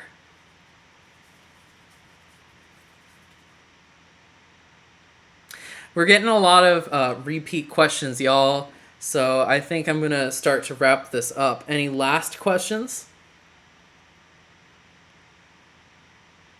Well, there's been a couple of alternate theories about the blood streak on the moon, death rainbows.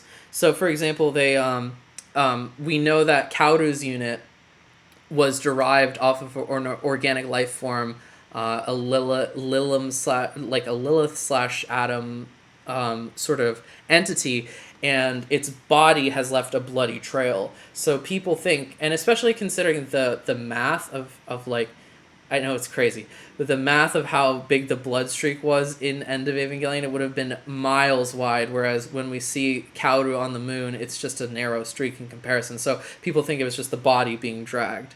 That's probably more likely of an answer. So...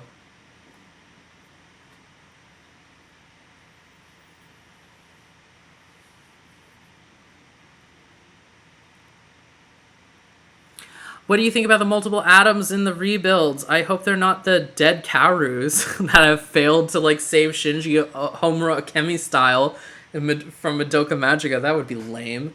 So, but I mean, they have some sort of intent to be there. I think that will probably be answered in some way, even if not directly in the final film.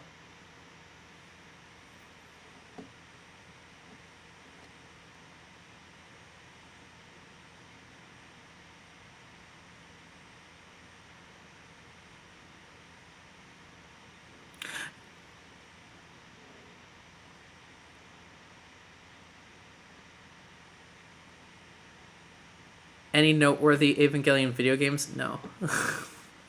I played Eva N64, and I've played Eva on the Game Boy, and I've played Girlfriend of Steel. No. The answer is no. I have not heard of Eden. It's an endless world, unfortunately.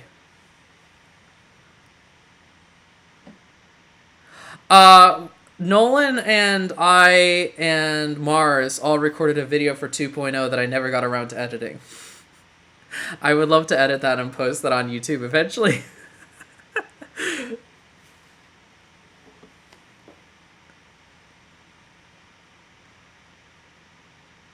It's just the reason why I haven't is because I gotta edit. I've got to animate a new background. Like I did the drawing and the minimal animation for that first video, and it took like an entire day's worth of effort. So.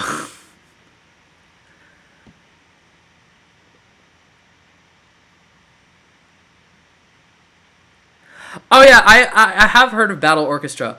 I've not played it. It looks pretty fun. I'd also think the Evangelion 1.0 video game looked kind of fun, but I haven't played either of those. I haven't had the chance. I haven't gotten the opportunity.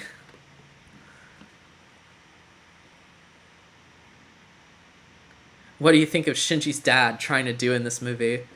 Uh, I think he's gonna take off his X-Men visor and then reveal that he was Cyclops the whole time from X-Men, and his ultimate gambit was to free mutants.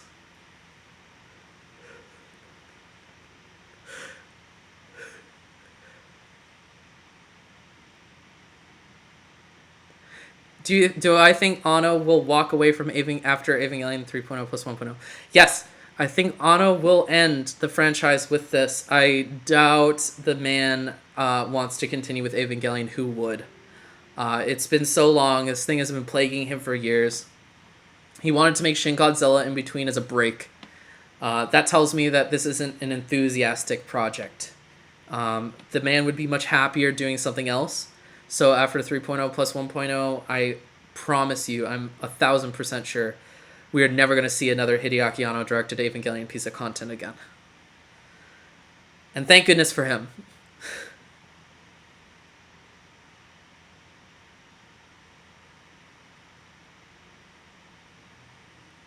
How to get you more subscribers at Goat Jesus? That unfortunately no one else but me can do that, and that's just by posting frequently.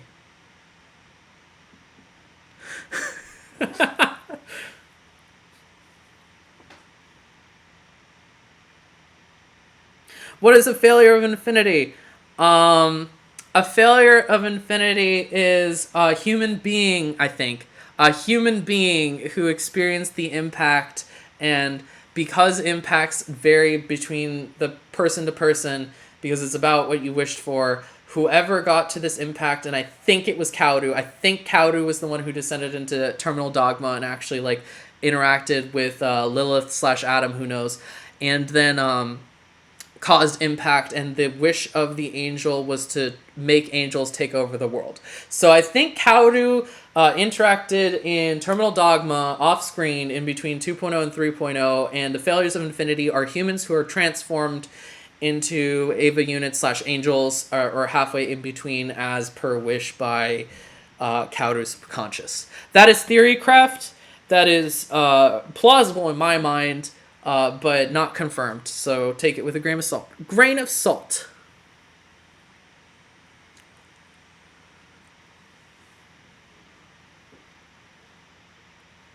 Is Shinji my favorite character in fiction?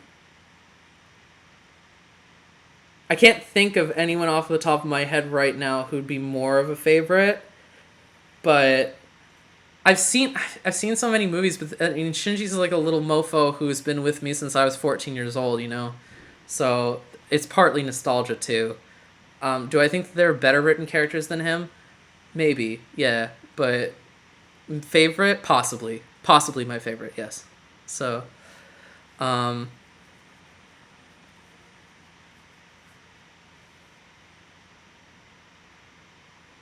gonna wrap this up in 7 minutes, by the way, because then it will be 6 o'clock.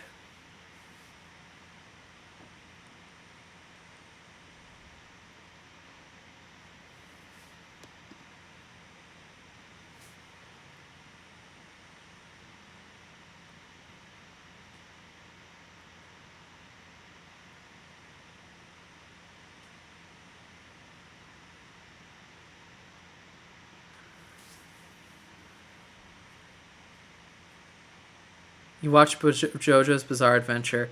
I stopped after watching all of Stardust Crusaders because I thought that series was super terrible. Stardust Crusaders was like so unfocused and not funny and boring, and like oh god. I loved that. I loved the first season of JoJo with JoJo 1 and 2, and 3 killed it. It was just like, no, I have no desire. Diamond is Unbreakable, I might give that a chance just because I've heard it's good.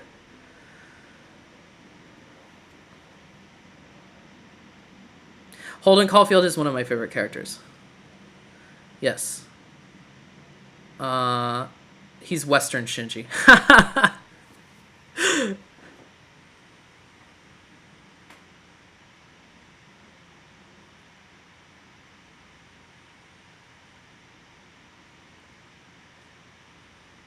I have seen Pause and Select's video on Evangelion Jose.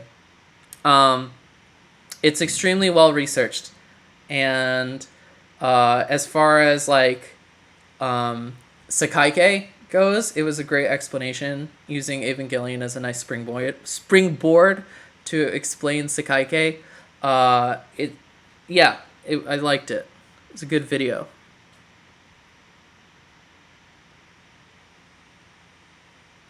Will I upload this as its own video or nah?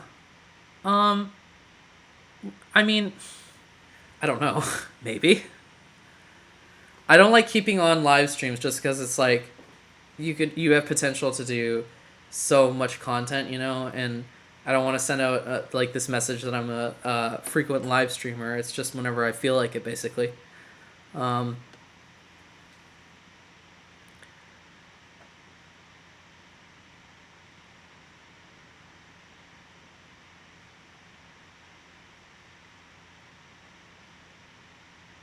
Diamond is Crash is the better of the two names. I love the title Diamond is Crash instead of Diamond is Unbreakable.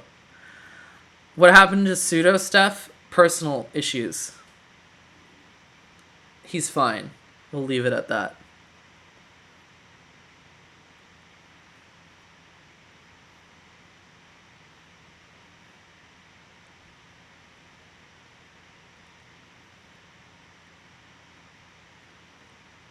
Well, did you guys enjoy the live stream? It's just me rambling on. I had fun. I mean, I did this because I thought it would be fun. So...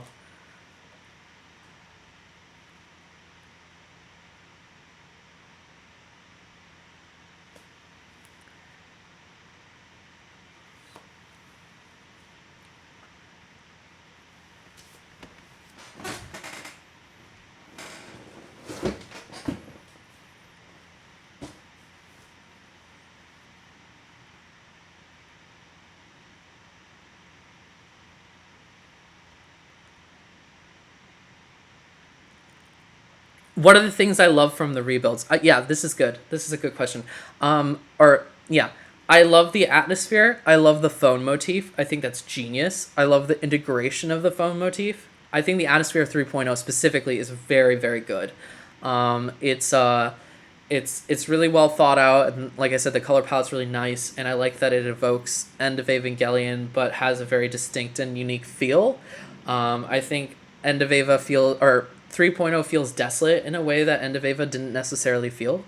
And it has a really great atmosphere. That's something I can actually really praise. I like the idea of Shinji's character arc with the hero complex and trying to do something that's different and branches off from that. I think Shinji in 3.0 is probably the strongest part of that movie.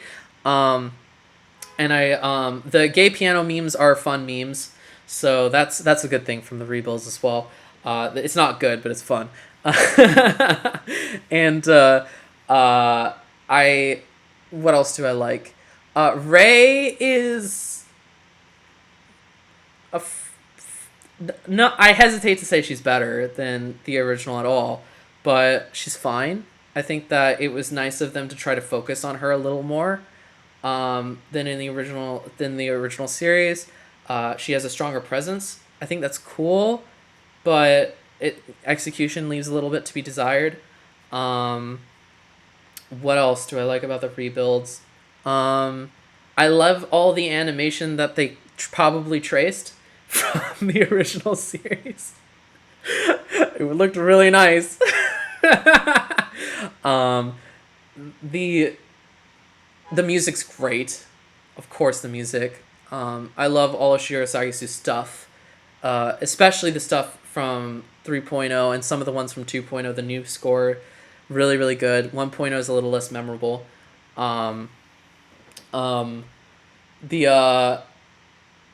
course, Wrath of God and all its fury is great. Theme of Q is great. So much good stuff. Rebuilds. What else do I like?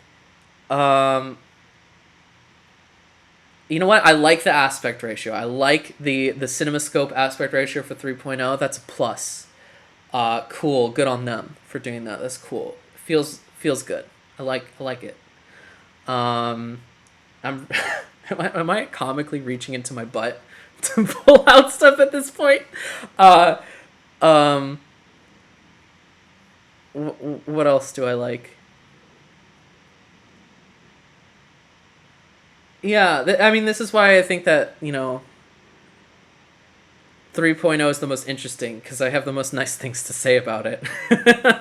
Even though it's obviously it's a confused as hell film. Um, it just does something unique. So Kawashins is just friends, duh. Um, no. Kaoru, I don't think Kaoru is gay. I think Shinji is pan slash bi, and anyone who denies that is like in denial of the themes of the show. So I'm looking at you, William Smith. I think that it only makes sense for Shinji to have been romantically interested in Kaoru. Just from a writing perspective, that's not me. That's not me being gay. I can divorce my gayness. Okay? This is just it's just what works for the character, it's what works for the themes. End of story. It only makes sense. It motivates him way better when viewed like that. It definitely there's a lot of evidence to view it like that. Blushing, him seeing Kaoru before being penetrated by the Lance of Longinus and EOE, Shinji's whole obsession, his sexual urge to release cathartically after having killed him directly. Like, you go from kill my friend to jacking off. Come on. It's just like that. There's more than just that, at least from Shinji's perspective. So yeah, I definitely feel like and that says a lot about him. He craves love. It doesn't matter where it comes from. He's a character who desires to be desired. And if it was as superficial as this dude is a dude, and that's what stopped him from that makes no sense to me. So it's just silly. It's just silly.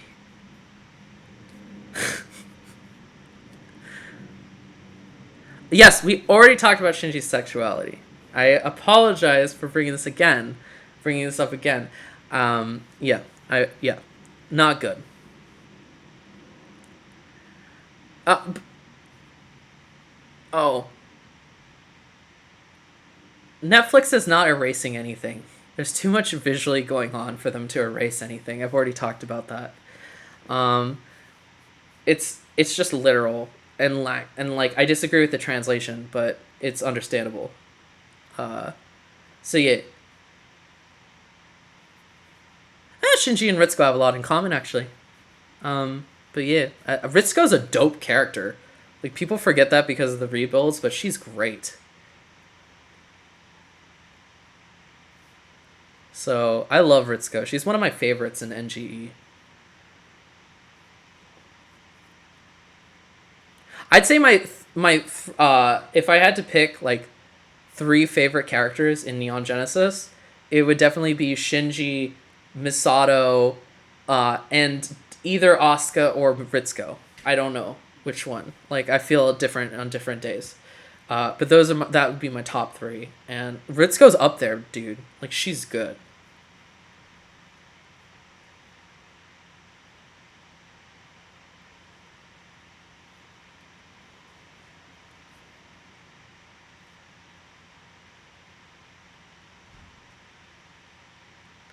Pan is pansexual. There's a lot of debate on like labels and shit. I don't think obviously these labels didn't exist.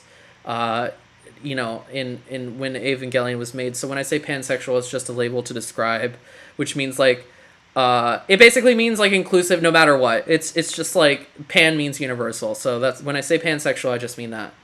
Um, yeah, I mean I think Shinji's beyond labels. It's just like obviously he's Shinji is Shinji, okay, but but the most accurate label I can think of to come up with if we're discussing his sexuality in modern day is pansexual.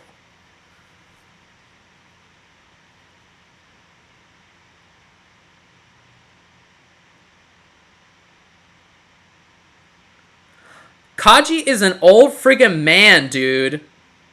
Kaji's an old man. I'm looking at you, William Smith. Kaji is an old man. Shinji ain't gonna be attracted to that like he is Pretty Boy Kaoru, okay? If you find it challenging to your sexuality to accept the fact that a character liked a dude once, which, like maybe self examine just a little bit because it's like, it's not that big of a deal. Like, Shinji liked a guy once. It happens. Dudes can kiss dudes. It's cool. It's cool.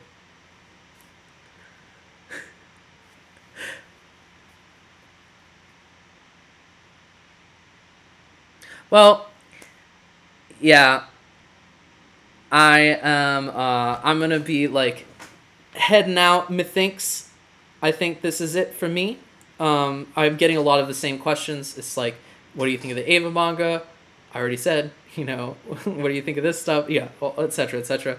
So I've gone all through it. This is a piece of this is a piece of me and my thoughts for all y'all to go explore in retrospect, and maybe just listen to it while you're doing something like dumb one time, and you'll get my thoughts on the manga. I hope it was really I hope it was really good.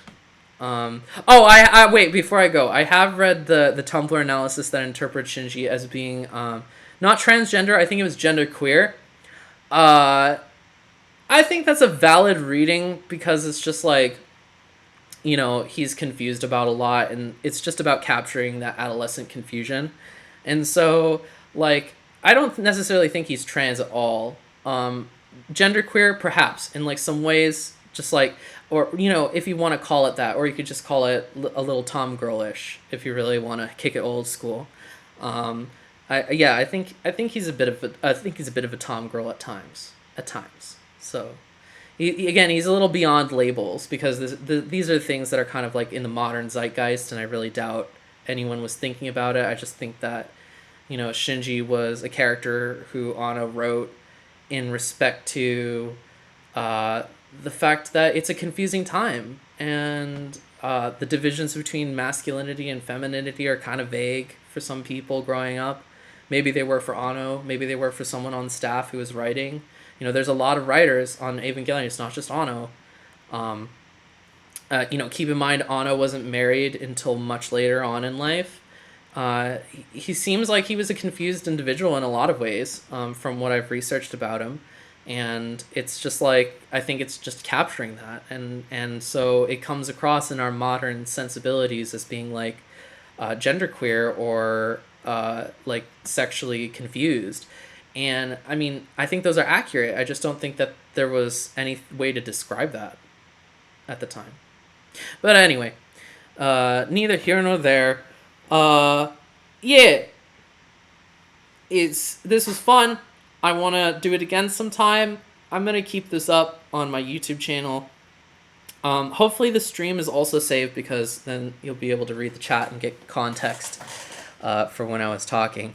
Yeah, thank you all so much for joining me. It was friggin' fun. I had a great time. Thank you all. I'll be seeing you.